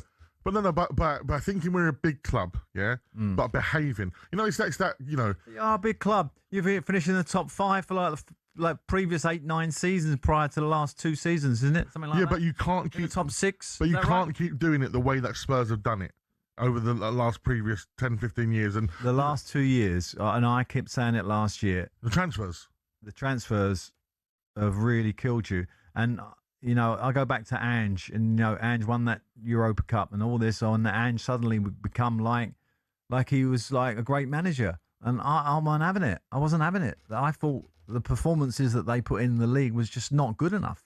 So I still think that the problems that De Zerbi's inherited, we all know, have come from the transfer windows of the last 2-3 years. Yeah. Definitely. Bill, are we going down? Definitely, mate. Definitely going down. And just on that point, I think Ange didn't he create a culture that accepting to lose every week was acceptable, so long as we won the European Cup. So it was. It's a dangerous road, and that's why these players have created a us versus them mentality, and that's including us fans. Well, I would say, Bill, I think in some ways, that is a point that you're creating a mentality that you're focusing on one particular area of the game, i.e. cup. And that is not really where you should be as a football manager. You've got to win every game. Every game is absolutely crucial. I'm sure if Ange was sitting here, he would say we try to win every game, we did, blah, blah, blah. But there was obviously a motivating factor to focus on better team selection for European games, like the back end of last year. Correct? That's correct, Madge, isn't it? There's no doubt about that. But you are setting then a strange precedent in the dressing room. Oh, Bill, thank you very much for your call. Brilliant call. Spurs, players, Mickey, Cootie, if you're out there tonight, listen, I know you listen. You told me you listen. Please, boys, have a look round. Look what is on the line. Please, just do it. You got it over the line in the Europa. That off the line, Mickey van der Ven clearance. It was all bodies on the line. You've got 6 games. You know, like 6 games. Can I just say, you know, in social media, it has an enormous part to play now in football, right? Might be a good thing for a few Spurs players to get on their social media and say how much it's hurting, and you know, to be frankly honest, like, you know, we're desperate to win. You know, that just those little messages might help. Listen, there's one man we need to galvanise all of them. Madders. Come on, Madders. We love you, mate. Coming up next is Maddison. Yeah. Is he close? I hope so. Let's fitness. I'm talking yeah. about. Okay, cool. We'll hear from Pep and Liam Rossini, and it's time for Mystic Magic Parts to give you our end of season predictions. Really? Is it? Yeah, you listen to the final word on talkSPORT with who? Sky Vegas. It all starts with a spin. 18 plus, gamblingaware.org.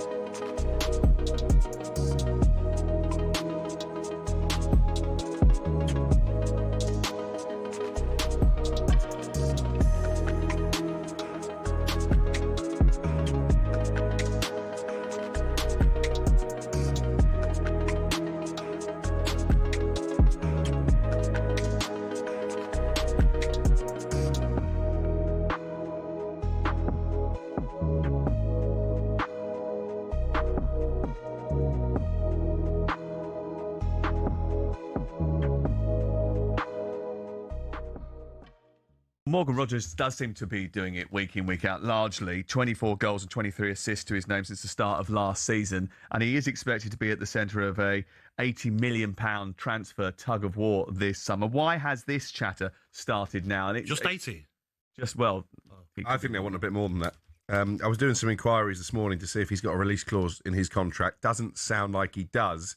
And I think Aston Villa are within their rights to ask for Jack Grealish type money for Morgan Rogers. And I think somebody will pay it. I think he is capable of going on to one of the top clubs in the country. But as Gabs has said, ideally Villa will want to keep him, but we know they're under financial pressure.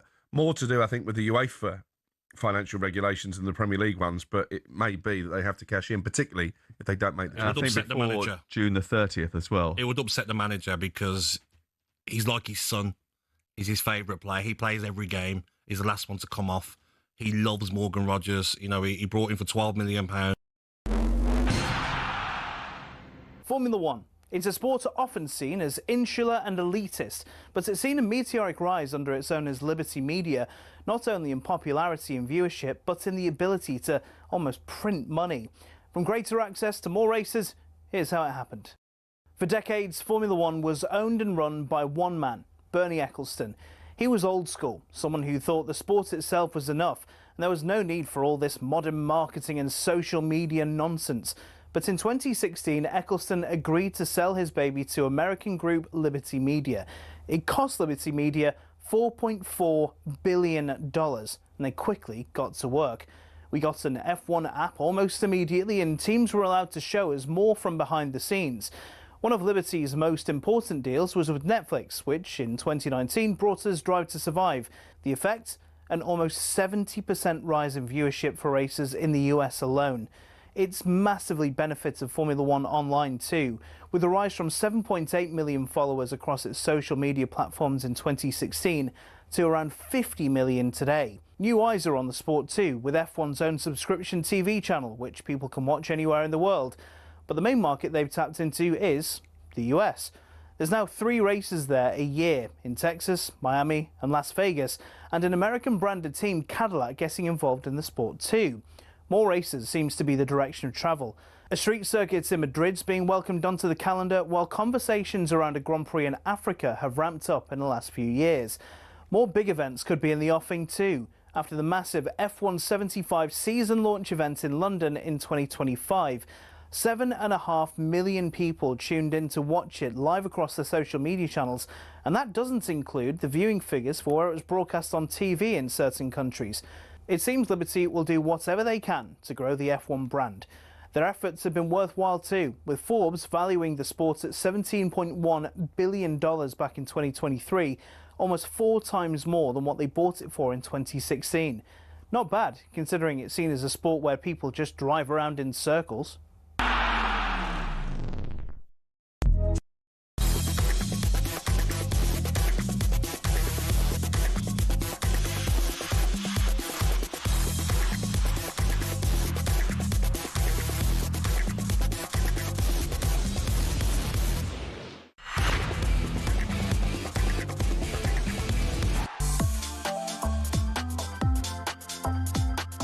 Good evening and welcome to the Final Word Phone-In with me, Majestic, alongside the former Newcastle and West Ham boss, Alan Pardew. Right now, we're the only place on national radio to get your football calls, so keep them coming in on 03717 22 3344. Soon we'll be talking about Eddie Howe, we just heard in the news there, and getting our crystal ball out for some end-of-season predictions. But now it's time for the quiz that's more exciting than tipping the winner of the Grand National. Yes, it's the Mystery Footballer Song Quiz. It's simple to play. It's all you need to do. Tell us which famous footballer is linked to these 3 songs. Remember, it can be the clubs they played for or where they ended their career. So, my selector, DJ Kitch, drop the song montage, please. Oliver's Army is here to stay. Oliver's Army are on their way. Help me be captain of our crippled disguises. I won't show what's underneath. It's time for surprises. See you. Ha. Ow. I thought Oliver's Army by Elvis Costello is song number 1. Song number 2 is The Captain by Biffy Clyro. And song 3, of course, is James Brown, Living in America. Ha. Eddie Murphy. Best impression of all time.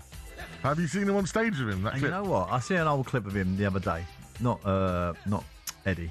James, where he was moonwalking a little bit, way before Michael Jackson. Oh yeah, the moonwalk was inspired by others.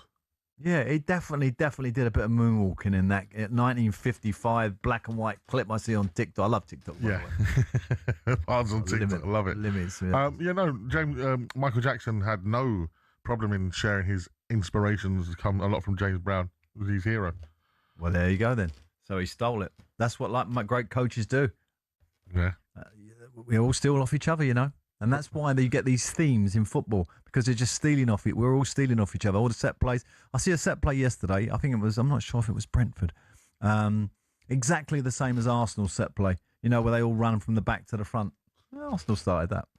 Yeah. They're all doing it now. And do you know what's interesting as well? It's difficult to mark. The other week when you was on your comedy vacation in the slopes, we had Big Kevin Nolan.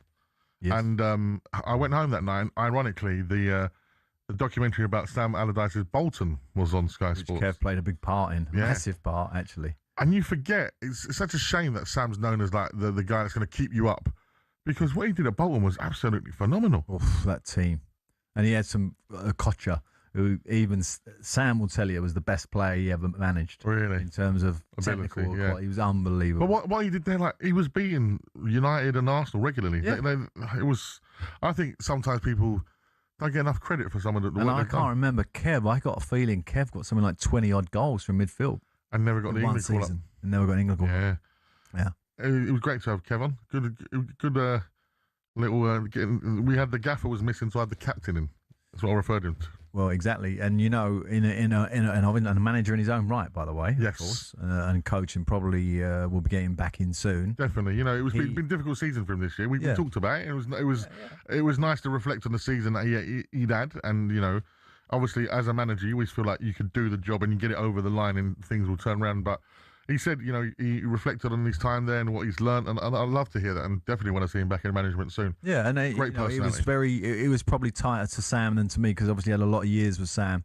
Well, he definitely was, and a lot of his influences in terms of, and that's what I was just saying to you about coaches and managers. A lot of his influence of how his personality was very Sam-like, and that's obvious. I have my own Andy Woodman. Doing the business at Bromley. Exactly. With the lowest wage bill in the division. That's my at team. The top of the division. Right, before we get back to your calls, following their 3-0 win at Stamford Bridge, Manchester City boss Pep Guardiola, is his link Johan Cruyff? Would that be his 100%. Yeah. He'd be the first person to tell you. Spoke to talkSPORT's Alex Cook and started by talking about preparations for their big game against Arsenal next Sunday. Well, we have 7 days, so prepare mentally. The game will be beat Arsenal once is difficult. They prove it all the season. Beating twice in a margin of 3 weeks is even more difficult. So, but we play at home. It's a final. Relax and focus on what you have to do to beat through the game, not through the what happened if you win, if you lose. Everybody knows it. So you have to talk about how you have to do, and a team that defend well, the duels, the long balls, the set pieces, and 1,000 million things that they do brilliantly this season that make so far the best team in England. Numbers are there, and the best team in Europe. Numbers are there. So it's unbeaten in Champions League. So nobody beat us. So this is the team we're going to face. So have a huge respect. And I promise you, I have 3 radios here in front of me. Did you bet before Arsenal? You bet £1 before the Carabao Cup for us instead to Arsenal? No chance.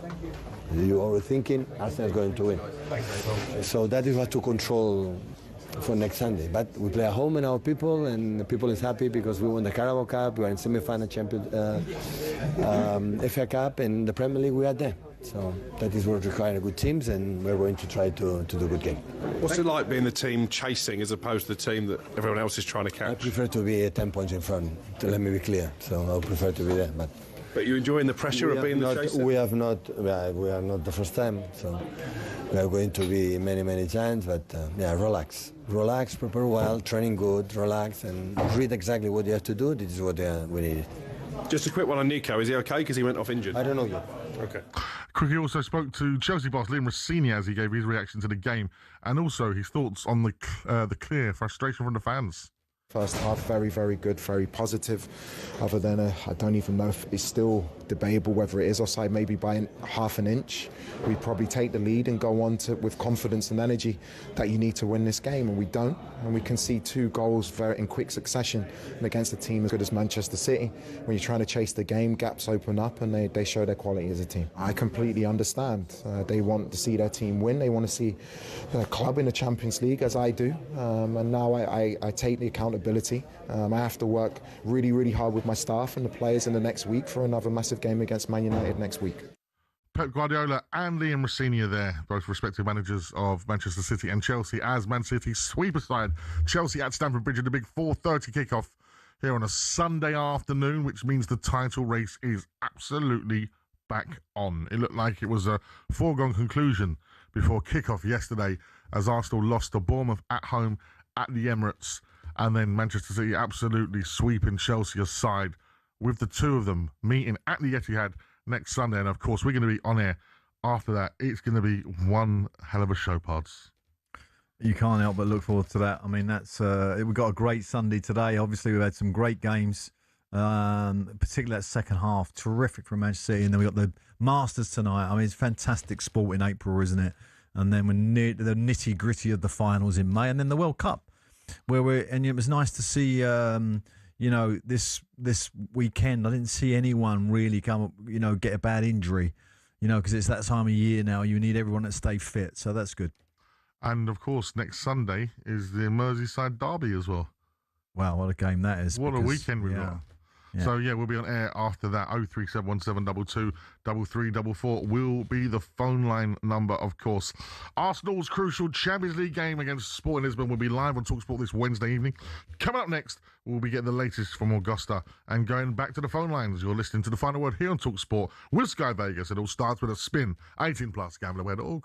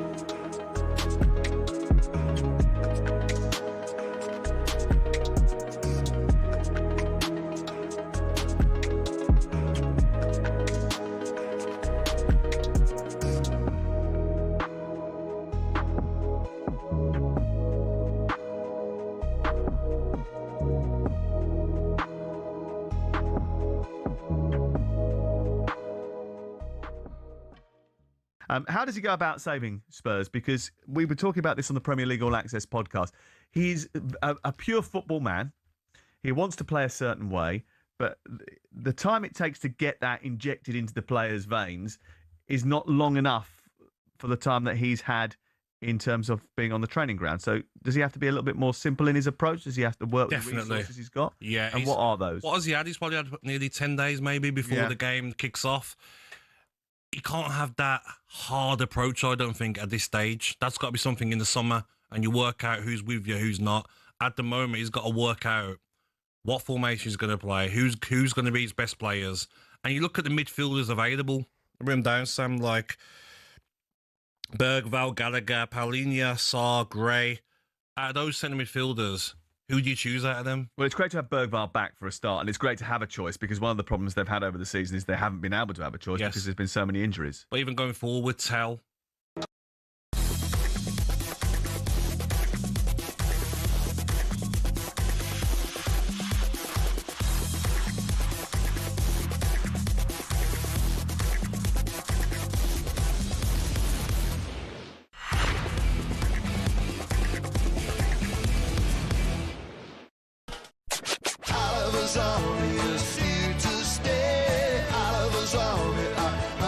Oliver's Army, Elvis Costello. And Biffy Clyro with the captain. It's time for surprise. Yeah. James Brown, living in America. See you. Alright. Tell us about here. Yeah. James Brown living in America. Do you know what I used to like about what he used to do when he used to pretend to faint? Oh, yeah. He used to pretend to faint like he'd worked because he worked so hard, sweating away, and they'd come and put a cloak on him, take him off. It was like he was really struggling, and he'd just come bouncing back on stage. Brilliant. I remember the very controversial now Woodstock 99. No, remind me what's going on. So in 99, the famous concert. Yeah, so it started. It was 69 of the real one. The Lovin'. Yeah, the Lovin'. So they did it in 99, and it was like basically so much stuff went wrong, and they did a big documentary on Netflix about really good documentary to watch. But James Brown opened it. Did he? Yeah, and it was like, imagine all these people here to see like Limp Bizkit, DMX, who else? Kid Rock was on the lineup. Korn, like really heavy metal bands at the time. Jamiroquai played as well. But they started with James Brown. What a way to start. Who doesn't like James?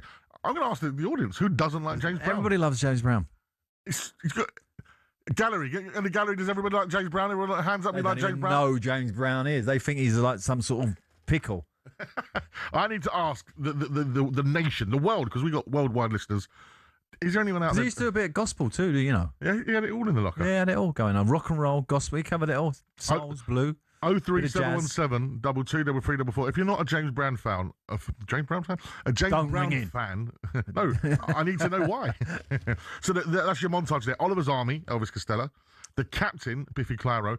Is the fact Biffy Clyro are Scottish? A little clue in there.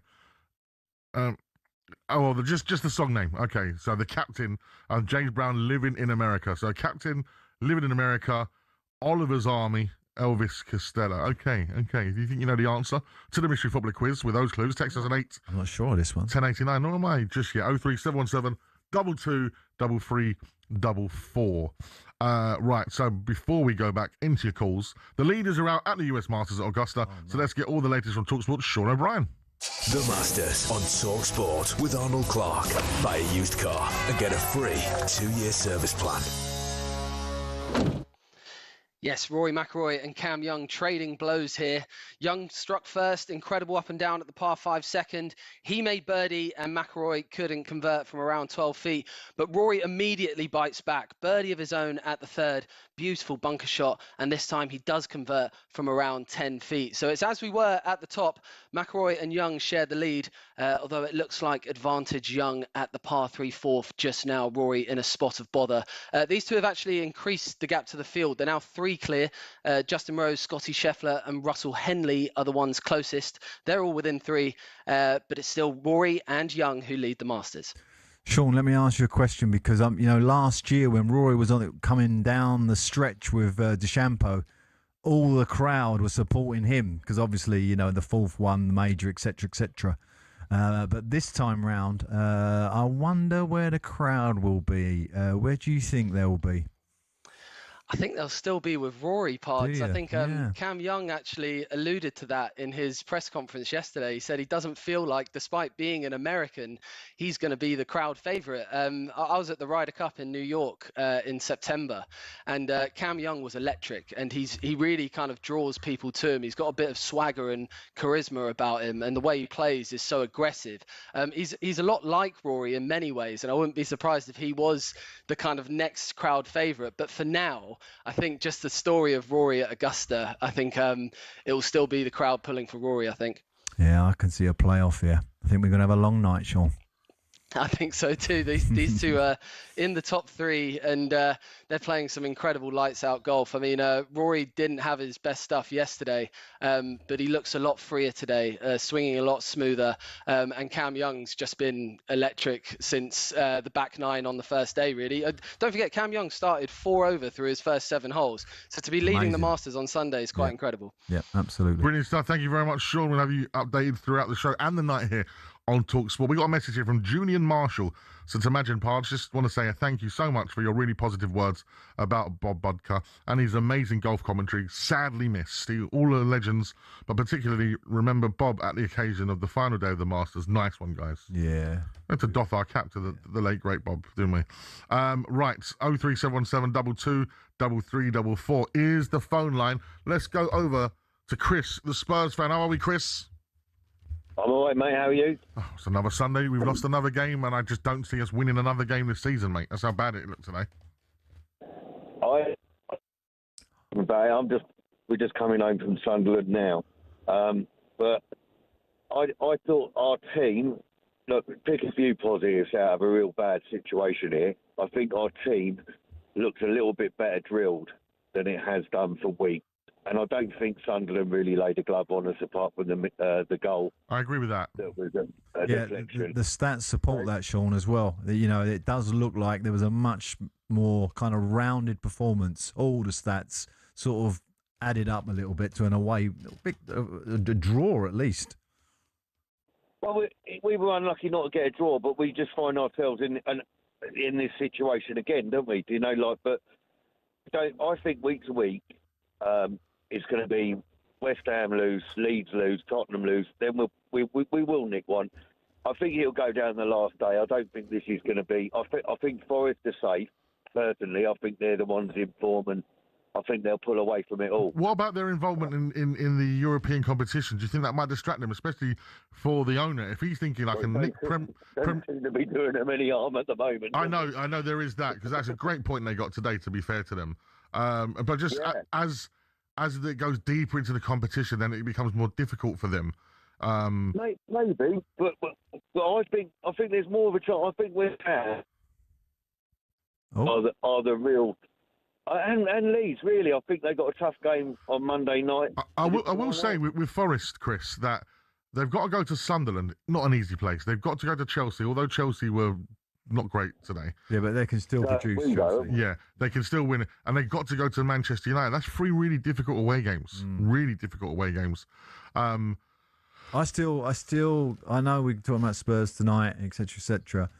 West Ham got that great result on Friday. I still think that last game of the season at this London Stadium between West Ham and Leeds is going to have something on it. Yeah. For it might have something on it for both of them. So it's going to be a really interesting run-in and difficult to call. You could look at all the games and you could look at it in different ways, but what you do know is that that assumption that we had that Spurs were going to get out of it is not there. No. They're right in it, and they're going to have to fight their way out of it. And if Leeds don't win against Manchester United, which of course is on talkSPORT tomorrow night, it's Leeds, Forest, West Ham and Tottenham. 4 teams, Chris. Can Spurs get out? Say that again, mate. I said, especially if Leeds don't get anything at Old Trafford on Monday night, it'll be Leeds, Forest, West Ham and Spurs. They're the 4 teams. They are, yeah. Then it'll be literally all the same games, 3 points in it between Tottenham and Leeds. Who goes down out of those 4? Is it us? Is it Spurs? Well, at the moment you'd say so, wouldn't you? The form suggests so. Yeah, but I think the positivity we're going to have, I think De Zerbi will change something, because already, just out of one game, although we didn't pick up points, I still think we look a lot steadier. I think we look better at the back. We don't have the team like you've mentioned all the way through the show, which the different callers have said, and they are right. And the recruitment's been terrible. But that aside, I just think that we will pull a couple of results. West Ham will pull a couple, and it will go to the wire. But in my opinion, listen, who knows? It could all go completely wrong, couldn't it? But I just think that we've got enough to get out of it, and I'm looking forward to. Although, listen, it's a long journey back from Sunderland right now, but it's slightly edged our way of feeling a little bit happy because City won and Arsenal lost. But listen, the mentality of the Tottenham supporters has got to change as well as the players, because all through this last few weeks, or through the season actually, when Frank was there, it was toxic. Yeah. It was vile. And the thing is, if you want, everything's energy, mate. It's the same as anything when. Correct. You'd know yourself, if you're bringing players up, the last thing you can do is be having a go at everyone all the time. You wouldn't want to knock about with people that were having a go at everyone all the time. Yeah. So if you were rub off, and I think that's what we got to keep. I think the same thing's happening with Arsenal a little bit, is that they're dropping off, because I've even had people say that they'd love Tottenham, they'd be happy not to win anything as long as Tottenham go down. Now, do you remember last season when Jamie O'Hara was wearing a Man City shirt, and I rang him up and give him pelters because I could not. I do remember that. And I couldn't stand it, because the thing is, I don't care if Arsenal win the league if it meant we were going to get in the Champions League. And when Aston Villa lost on the last games of the season to Palace, and if we had beaten City or whatever it was, we would have been in the Champions League. Now, I just support my team like I will if we go down. But the thing about it for me is you've got to keep the energy out on the sideline, and we have got some toxic people in our crowd, and they're arguing with each other. Like even today, it's not the best thing for the whole setup. Listen, we're rotten to the core with the what they call the ownership and everything. You can blame it on what you want, but Daniel Levy don't seem like a bad bloke to have about right now, does he? I know a lot of the Spurs fans will be turning around and going, "Oh no, he was the cause of it." Personally, I don't think that is the case, and I think when you do hear your West Ham mates and your Arsenal mates having a go saying you deserve this and all that partly they're right because. No, I hear that, and it has been toxic indeed. Thank you very much, Chris. Great I'll go call. back to that Daniel Levy. I don't think he'd have appointed Tudor. No. In a million years.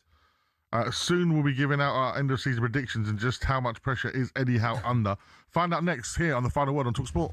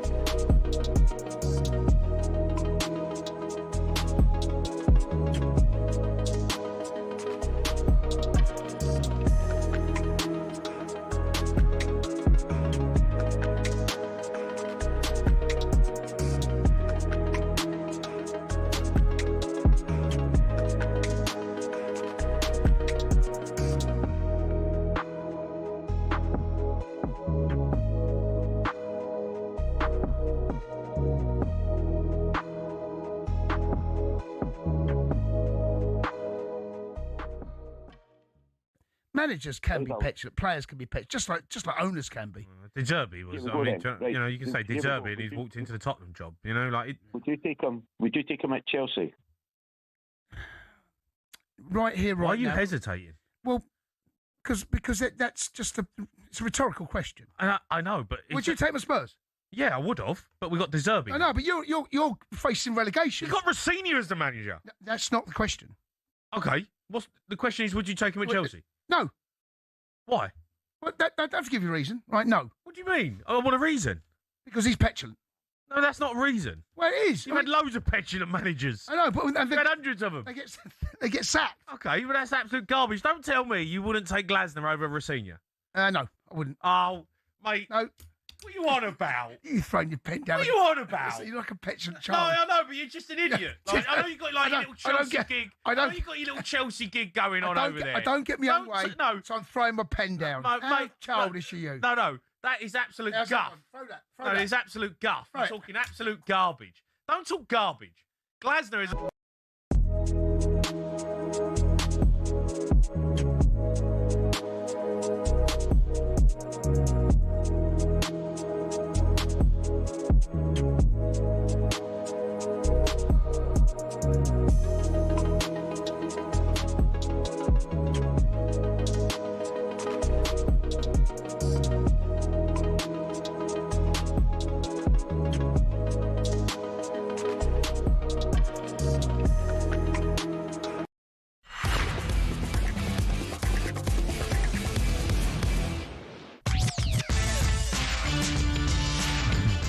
I love that out of break stuff. Hello? Who is that? The Final Word phone in. No one's ever called us and gone, hello? Hello, Chris here. No. It is Magic Pards on a Sunday night. A tantalising weekend of football has passed us by with Arsenal losing, Manchester City winning, Spurs losing, Forest drawing, West Ham winning. It's all change, isn't it? It's all getting tight. It's all getting a bit, what they used to say, do you remember the fast show? A bit woe, a bit wee. Yeah, but you know, the most important thing is that just showing a bit of form and forming the performance as well as the result. And that's why West Ham on Friday night was not just a great result. Second half, good performance. And that will, you know, that takes you into the next game. You go into that real positive mode one. And when you're not, if you've got the opposite, like Arsenal have just started to feel that, where Spurs are very difficult to try and squeeze a win. Let's talk about the Pards derby. Newcastle came to Crystal Palace. They went 1-0 up, but ended up losing 2-1. Mateta, who's had a good week for Palace, even though he wanted to leave at one point. He's happy to be there now, still kicking the corner flag, doing his thing for Palace, but... Yeah, he's got this dream of, you know, and he's got this goal to play for France. I mean, when you look... Cherky's French, you know, and Matt, you know, all the great players they got. I mean, it does look a long shot for him, but if you give him a chance, and he's timed it well, Glasner. He's put him in that European game. They've not been playing well, and he's come to the fore. And they wouldn't have won these two games without him. He's not just the way he plays; it's his personality. I think he's an infectious kind of personality. Is he better than Dom Solanke? No, I don't think so. But I think in terms of a presence and a personality in the dressing room, that might make up for a lot of his technical faults, if you know what I mean. But you can't. He has definitely got minerals. Delivers as well. You can see when he takes penalties and stuff. He's out. I don't like to say he's having himself, but he is, and I like that. You need players who've got that about them, and great result for them. Newcastle take the lead, lose, and one of the things about being manager in Newcastle is that result and that fact that they've turned over a lead again will be absolutely scrutinised to the finest detail, and the local radio, local press up there, and nowhere for Eddie to go. He's got 6 games left. Really, he just got to survive them this year, because it's been a really tough campaign. Europe's knocked them for 6. They're right down the bottom of the league where they shouldn't be. So he's gonna come under some severe pressure up there. And if I was him, and I know Eddie well, just keep your head down, work hard, and try and get as many wins as I can in those last 6 games, because I think you do know that your door might get rattled. It's lucky they've got that cushion between themselves and Leeds, really, isn't it? Yeah, no, they've got a decent. They're fine on that front, but yeah, but it's kind of like they're not going to get Europe. They're not going to get Europe now. They can't see it. So interesting indeed. Chris on WhatsApp said, "I imagine now I'm a Newcastle fan. Eddie Howe's time is up. He's run out of ideas. Horrid game management, constant reactionary substitutes, damaging his reputation. I'd like to see Cesc Fabregas to come in as manager." Well, I mean, I think Eddie Howe is a great manager. I think there's some real problems at Newcastle. Started in the summer, didn't it? Yeah. This whole financial sort of, I don't know. They've got themselves in kind of like a tornado of problems there, and it's all spiralling downwards. From Isaac, the sell of him, the start of the season, the cloud that hung over him. They're bringing the big fella from Germany, Voltemard, and he hasn't really produced.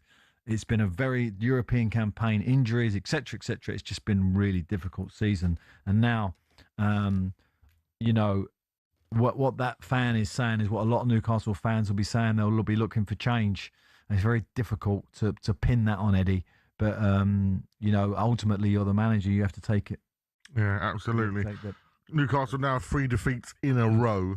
No Europe next season. They've got some big players in that team. That starting 11 have got some big players. Do you fear they might lose some of those players? Yeah, definitely. And I think Tonali, who's probably number 1 central midfield player on everyone's hit list, who you could see as foreseeably available, is going to be one. Gameres, of course, outstanding talent. Yeah. So I would suggest those are the 2 players you're looking at thinking, they might be going in the summer. Yeah. Where do you think, if you're a Premier League club, who needs him the most? I'd say someone like Tonali. Tonali? Well, you're talking about the top teams. Yeah, I think he could fit in at Liverpool. I think he could fit in anywhere, really. I think when Silva goes, I think he would be a decent replacement for him as like a number 8 for Manchester City as well. And, he's got Italian heritage. He's got the World Cup to come. All the Italian teams will be clamouring for him. AC Milan, Inter Milan, all the big clubs there. So he's got enough suitors. And I think, of course, they're out the World Cup. Well, we don't know yet. There's a potential for them to replace Iran, isn't there? There is a jeopardy about that, isn't there? So you can't help thinking that FIFA want Italy in it, bearing in mind it's in Italy, in America, sorry, and there's a big Italian presence. Yeah, I mean, that's why I said they're out potentially the World Cup, but they're Cup. not out of the World Cup, if you know what I mean. They've got one. I think they are very much in the World Cup personally, but we'll see. Absolutely. We had a message here. Someone said, no talk about the boxing yet, Madge. We'll talk about some boxing. It's still to come. Time. It's a big show. Right, let's talk about our predictions. This is time for Mystic, Madge and Pards. Champions, Pards. I'm gonna go better for that. I'm gonna give you my top 6. You ready? Well, yeah, go on. We do the champions, then top 5. So you can give me champions and then the top 5. Arsenal, Man City second, Manchester United third, Liverpool fourth, Villa fifth, Chelsea sixth. I've gone for. Okay. And relegation? Yeah, I've gone Burnley, Wolves, Nottingham Forest. Wow. I just think that European thing and the running makes it a little bit more trickier for them. And and if it isn't them, it'll be Spurs, in my opinion. Okay. I don't think it'll be West Ham. I just can't see it. And I don't think it'll be Leeds either. So I think their home form will see them home. So I think Leeds and West Ham will get out, and I think it's out of Forest and Spurs, personally. Champions, I'm going to go with Manchester City now. Okay. I think they're in the ascendancy. I've had Arsenal all season. But I think next week at the Etihad, I think Manchester City win. But we said on this show, and I think you was agreeing with me. We wanted the Premier League title back here in London. I'm never, ever agreeing You did. with that. I said Never. it to you at the start of the season. You said that. You said, I want the Premier League title back here in London with either Chelsea or Arsenal. I've never agreed to that ever. I've not agreed that the Premier League needs a strong Manchester And as United. a Spurs fan, I thought it was very honourable of you to agree to that. No, listen. I think Manchester City go on to do the domestic treble. Wow. And I think I think that might be Pep Guardiola's parting gift to Manchester City. Well, that is a rumour that this might be his last season. If he walks away with the treble, wow, yeah, that would be. If you go back to the end of February, you'd say absolutely no chance if they got a domestic treble in them. So I'm going to say Manchester City first, Arsenal second, Manchester United third. Well done, Michael Carrick. By the way, will he get the job? He deserves the job. No, will he get it? I don't think he does, and I think they'll rue from that mistake. I think he'll get it. I think Liverpool to come fourth. That's what I got. Then Villa. Yeah, Villa's because of the European campaign. Yeah. And then Chelsea. Although obviously Liverpool have got a European campaign, I do think they're going out this week. Yeah. And then from the relegation, obviously Wolves and Burnley. Yep. And then I'm actually going to go, and I don't want to say it because I really like them. I think Leeds. Okay. I think Leeds are the ones to go. They've got West Ham away. They've got Spurs away. That's potentially, 6 points lost there against. Well, they've got to lose them both. That's just potentially. Yeah. Yeah. I mean, at the moment, you'd have to say, I think when they played West Ham recently, I thought West Ham were a better team, i.e. they had better individuals. They got themselves together. They're a little bit. I think Leeds are very well organised, but I don't think they've got a Bowen, and I don't think they've got a Somerville. So I got West Ham over them. Leeds have got to go to Bournemouth. Difficult place to go to. They've got to go to Spurs, who are desperate to stay up in the Premier League. And on the last day, for me, it's that last day of the season away at West Ham, and who knows where West Ham will be at that point. Well, I think they'll be celebrating. I don't think they'll be. I'm hoping, fingers crossed, they're out of it by then, and they can go with a bit of a free hand, which will make it a difficult game. But when it's when you really need a result, and I can go back to West Ham under Alan Kirbishley when they looked dead and doomed, and Carlos Tevez just come to the fore, and they won at Man United at the last game of the season. So you get freak results. So it's difficult to look at the results. Where you going in Europe, by the way? Who's going into the Europa League? Oh, that's a good point. Because I think Everton are the team that are going to finish 7th. I'm with you. Yeah, they look. I'll tell you what. Ghana and I'd love Brentford to do it for the fact that everyone's like they're going to go down because of Thomas Frank. What a job he's done there, eh? Absolutely. Right, coming up before we hand the baton over to the Transit Express crew, we will reveal who the mystery footballer is and doff our cap to the return of the Gypsy King, Tyson Fury. You'll listen to the final word on talkSPORT with Sky Vegas. All your favourite games, all in one place. 18+, gamblerware.org.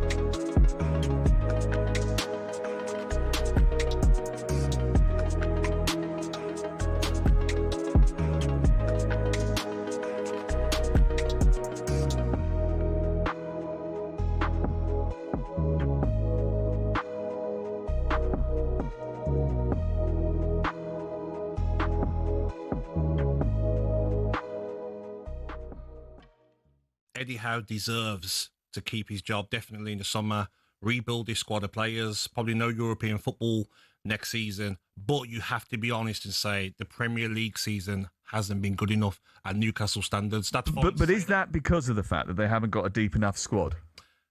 Of course, they haven't got a deep enough squad, but the players that they've had available, they shouldn't be behind Sunderland in the league. But aren't we back to the same discussion that we had when we were talking about Aston Villa? And that is that they have owners that are wealthy, probably wealthier than everybody else, but yet they're unable to spend because of the financial restrictions. And as a result, that's keeping them further down the pecking order. Who do you think? Because you look at their last few seasons, Yep. Champions League, qualification, then out. Yep. Great season getting to the winning the cup competition, getting to the Champions League, and then out. So what's next season? Another great season, and then the following season not being able to sustain it? The problem 'Cause they've got... It's up and down, up and down, up and down. The Because problem they've got as well is, do they have to sacrifice a player as well, like Aston Villa have? Is that Tonali? Is that Gamira's? Which one is it that they have to sacrifice? Tonali will go in the summer. What sort of figures?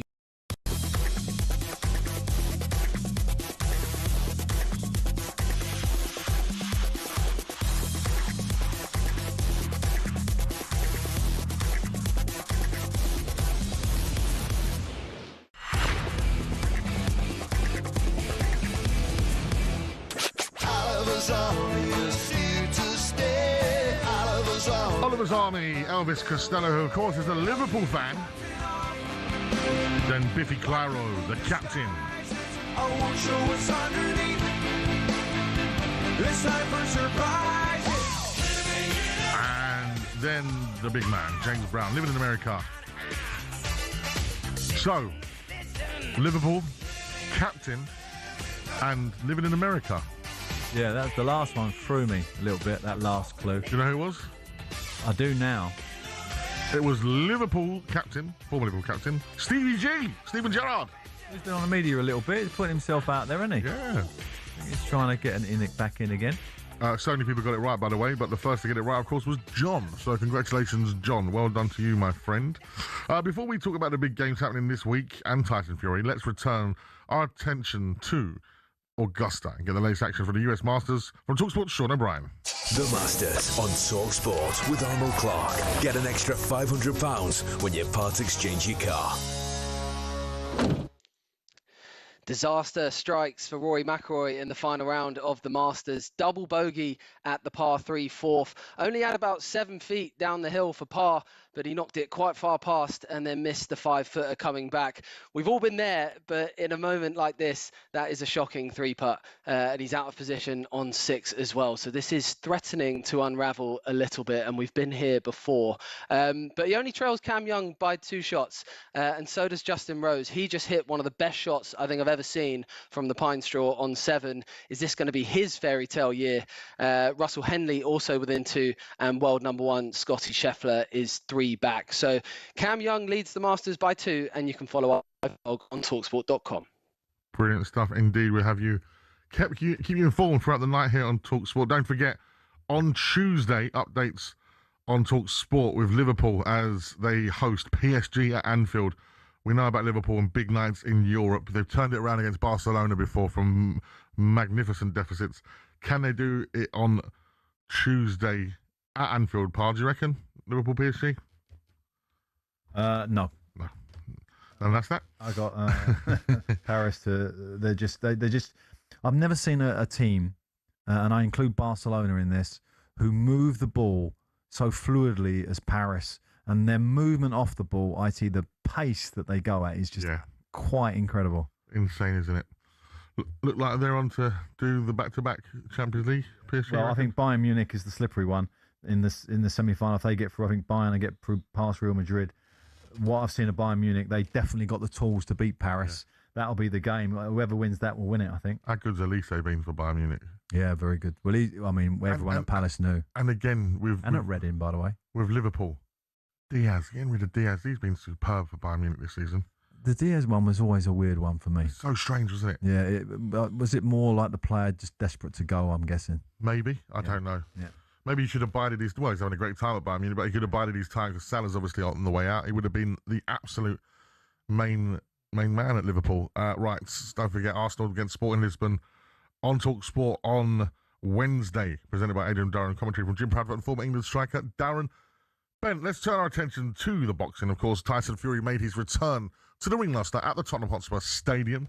It was on Netflix. Yeah, I couldn't quite work it out, actually. I did look for it. I couldn't find it. Don't know why. Conor Benn as well was the co-main event. Conor Benn won, didn't he? He won. And who did he beat, by the way? I didn't quite understand that fight. Was he like, is that what eliminator? Was that a world championship? Where is he, this boy? What's he going for? Well, this is the thing. It was against Regis Prograis, who I think he even looked a little bit injured. But, you know, I think, especially with Zuffa, they see the selling potential in Conor Benn. He's a very sellable fighter.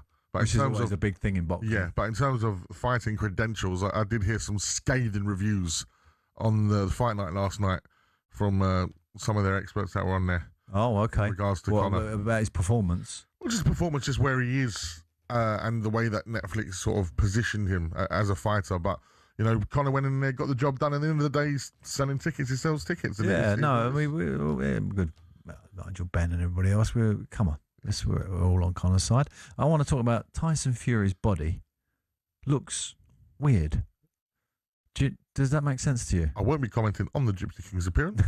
Because he's a friend of yours. He's a very good friend of mine. Yeah, he doesn't look like that. You know, when he used to fight, and I'm only going back like 3-4 years ago, his body looks stronger. It doesn't look as powerful.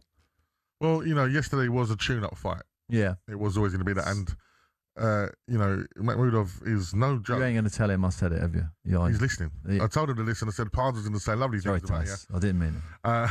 You look terrific. The big thing, of course, yesterday was at the end of the fight, Tyson and AJ having some words. Yeah. Apparently, Tyson claimed he signed a contract to box Anthony Joshua, but that AJ has not done the same.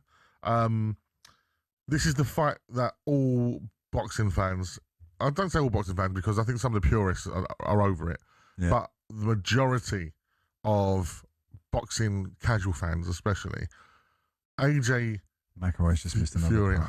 Concentration, weren't they? AJ Fury, it's the end of an era. That's the sign-off for me, I think, because we know in this generation... Probably their last big payday, both of them, I would argue. I would have thought. And the thing is, they still sell box office. No, of course. And I think for that changing of the guard to happen, that fight needs to happen because we can get to see it and then we can move on. And we got Moses. We got Moses, but again, it's just, you know, be champion, you got Fabio Wardley, of course, who's fighting Daniel Dubois on May the 9th at the Co-op Arena in Manchester. He's not going to beat Moses, though, is he? Who? Either one of those two? Yeah, no chance. It'd be a good fight. Moses is a man. Moses is, listen. You second Moses, that's the fight I want to see. Yeah, we'd all love to see that. I don't think... Boxing, you know, like yourself, not a great big... but see, Fabio Wardley... opinion on it, but... Fabio Wardley, that guy, he's tough. He is so tough. And he's got a chin on him. He's got power, that boy. Don't underestimate Fabio Wardley's power. That guy. Okay, well, we'll have a bet on it when it comes round. We'll look forward to it. But I do hope that fight takes place. AJ and Fury go back to that. Because, you know, AJ from London, I want him to win that. Come on, AJ. Sign the paper. Let's do it. I personally think there might be ongoing negotiations with AJ and Deontay Wilder. And that's why he wasn't so vocal, yes. Because, remember... Why does everyone want to see that fight? Wilder's like... Because you got to remember, AJ, of course, with what happened in Nigeria with his friends, God bless them. Okay, well, that's a different thing, isn't it? He needs to get into the ring, and he needs to have a dust up and get some ring rust. Oh, I see what you mean. Before he takes the Fury fight. Okay, that makes sense. And again, seeing Deontay Wilder against Del Boy, against Joshua the other week, it's not the same fight. No. As it would have been 5-6 years ago. So he needs to do that, and then Tyson, him. So maybe next summer. I think it happens this year. Oh, it happens this year. Okay. I think His Excellency wants it this year. So the 2 fights for AJ. Wilder, Fury. Fury I think the Fury one, I smell a September, October, Wembley Stadium. I know you're in the know. I know you're in the know. I don't know about that. I'm not going to say anything. Tell you what, the atmosphere was good last night. Well, because you generate it. You're doing the music, you're doing the build-up, you're making everybody like get into the zone, and that's why you get paid such big bucks. Do you know what's really interesting now with the boxing crowd? is, you don't have to keep playing Caroline, do you? No. So Thank Caroline, God for that. no, but you do play Caroline. You have to play It's it. part. Some people actually Bit like a theme tune. Yeah, some people go to the Play boxing theme for that tune, moment. sing the theme tune. Write the theme tune. Something like that. It was brilliant, wasn't it? So people, when that moment comes on, Yeah. it is a moment, and you know what? To share that with with 50,000 people and friends who have gone together. Yeah, and out it is families. a lovely moment. Yeah. But what's really interesting is because, especially the age demographic of people going in now, old dance records, even like yesterday, I played a lot of garage. Obviously, with Garage Nation the other week, I was playing some big garage bangers. They all knew them. They were going crazy for them because we turned it into a bit of a pie. It's a bit of a rave. It's a rave in boxing. Okay. So it is good vibes, and you know what? The audience were really good. Great crowd. Few fights in there. Was there? I love it. I love the people that go to boxing and they're having a fight themselves. It's like, what's all that about? Why do they do that? I'll tell you what, a comedy sketch would be good if like you got a football out and started playing football in the crowd. Although I'll tell you what, I did go to a boxing match once. There was a bloke sitting behind me, like 3 rows behind me. He's driving me mad, like proper driving me mad, getting up, shouting all sorts of nonsense. Did you offer him that? And that's what I'm saying. It does get you going. Gets you and you start shadowboxing yourself. Yeah. Sit down, even all that. Sit down. But yeah, listen, let me say something. It was great to see Tyson back in the ring. He's such a personality.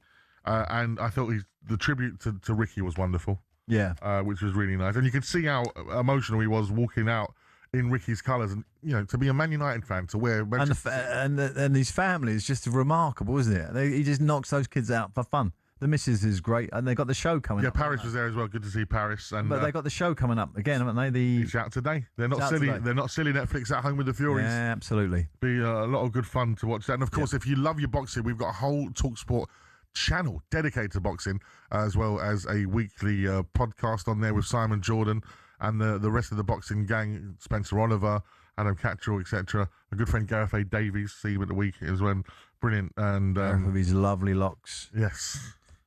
So yeah, go check that out as well because they do a great job, the boxing team here on talkSPORT. Quick one. Andy, Woody Woodman and Bromley can get promoted when they play Cambridge on Thursday night. Correct. Are we going, Pards? I think I might be going, yeah. Is it I don't know home if or you're away? going. There, it's at home. Oh. It'll be absolutely stacked out. I shall be able to get your tickets if you want to go. You're most welcome. Can we not get on the bench No, it's a very important game. I know. And we got Neil Harris and the other. I love Neil Harris, big friend of mine.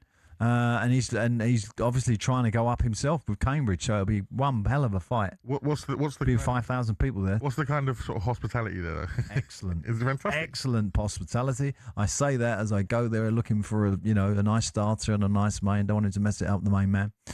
But you got you got kind of one corporate area, and the rest is all the the locals outside with a hot dog and the kids. Loads of kids go there. It's great atmosphere at Bromley. If you got a chance, go down there Thursday. I think it'll be a sellout though. We'll see. Well, I think you're going to be the man with the ticket. Listen, we've been talking it up all season. I've got to be there to represent. In actual fact, we should film our adventure there. Okay. And put it out on the show next week. Well, we could very much do that, and I'm sure Mr. Woodman, if he gets a victory, will be part of that. And if he doesn't get a victory, we won't see him. Exactly. Yep. Right, after a bumper weekend of sport, there's only one place to be on Monday morning, and that is the talkSPORT Breakfast Show from 6 a.m. Jeff Stelling will make his return, like the Gypsy King, to the show, and we'll dissect all the weekend's football, the Grand National, and of course, the Another Masters. heavyweight. Yeah. Jeff Sterling, heavyweight. But if you need some music in your life, swipe across the talkSPORT and on the talkSPORT app even, Virgin Radio Breakfast Show with Chris Evans. And there's huge, We love the Chris. And there's huge European League games across the talkSPORT network this week with English sides in action. Download the brilliant talkSPORT app to hear all of the action. The Final Word returns next Sunday, but up next is one of the best shows on radio. The Trans Europe Express rolls right into town here on talkSPORT. From me, Managerial Pards. It's a very good night.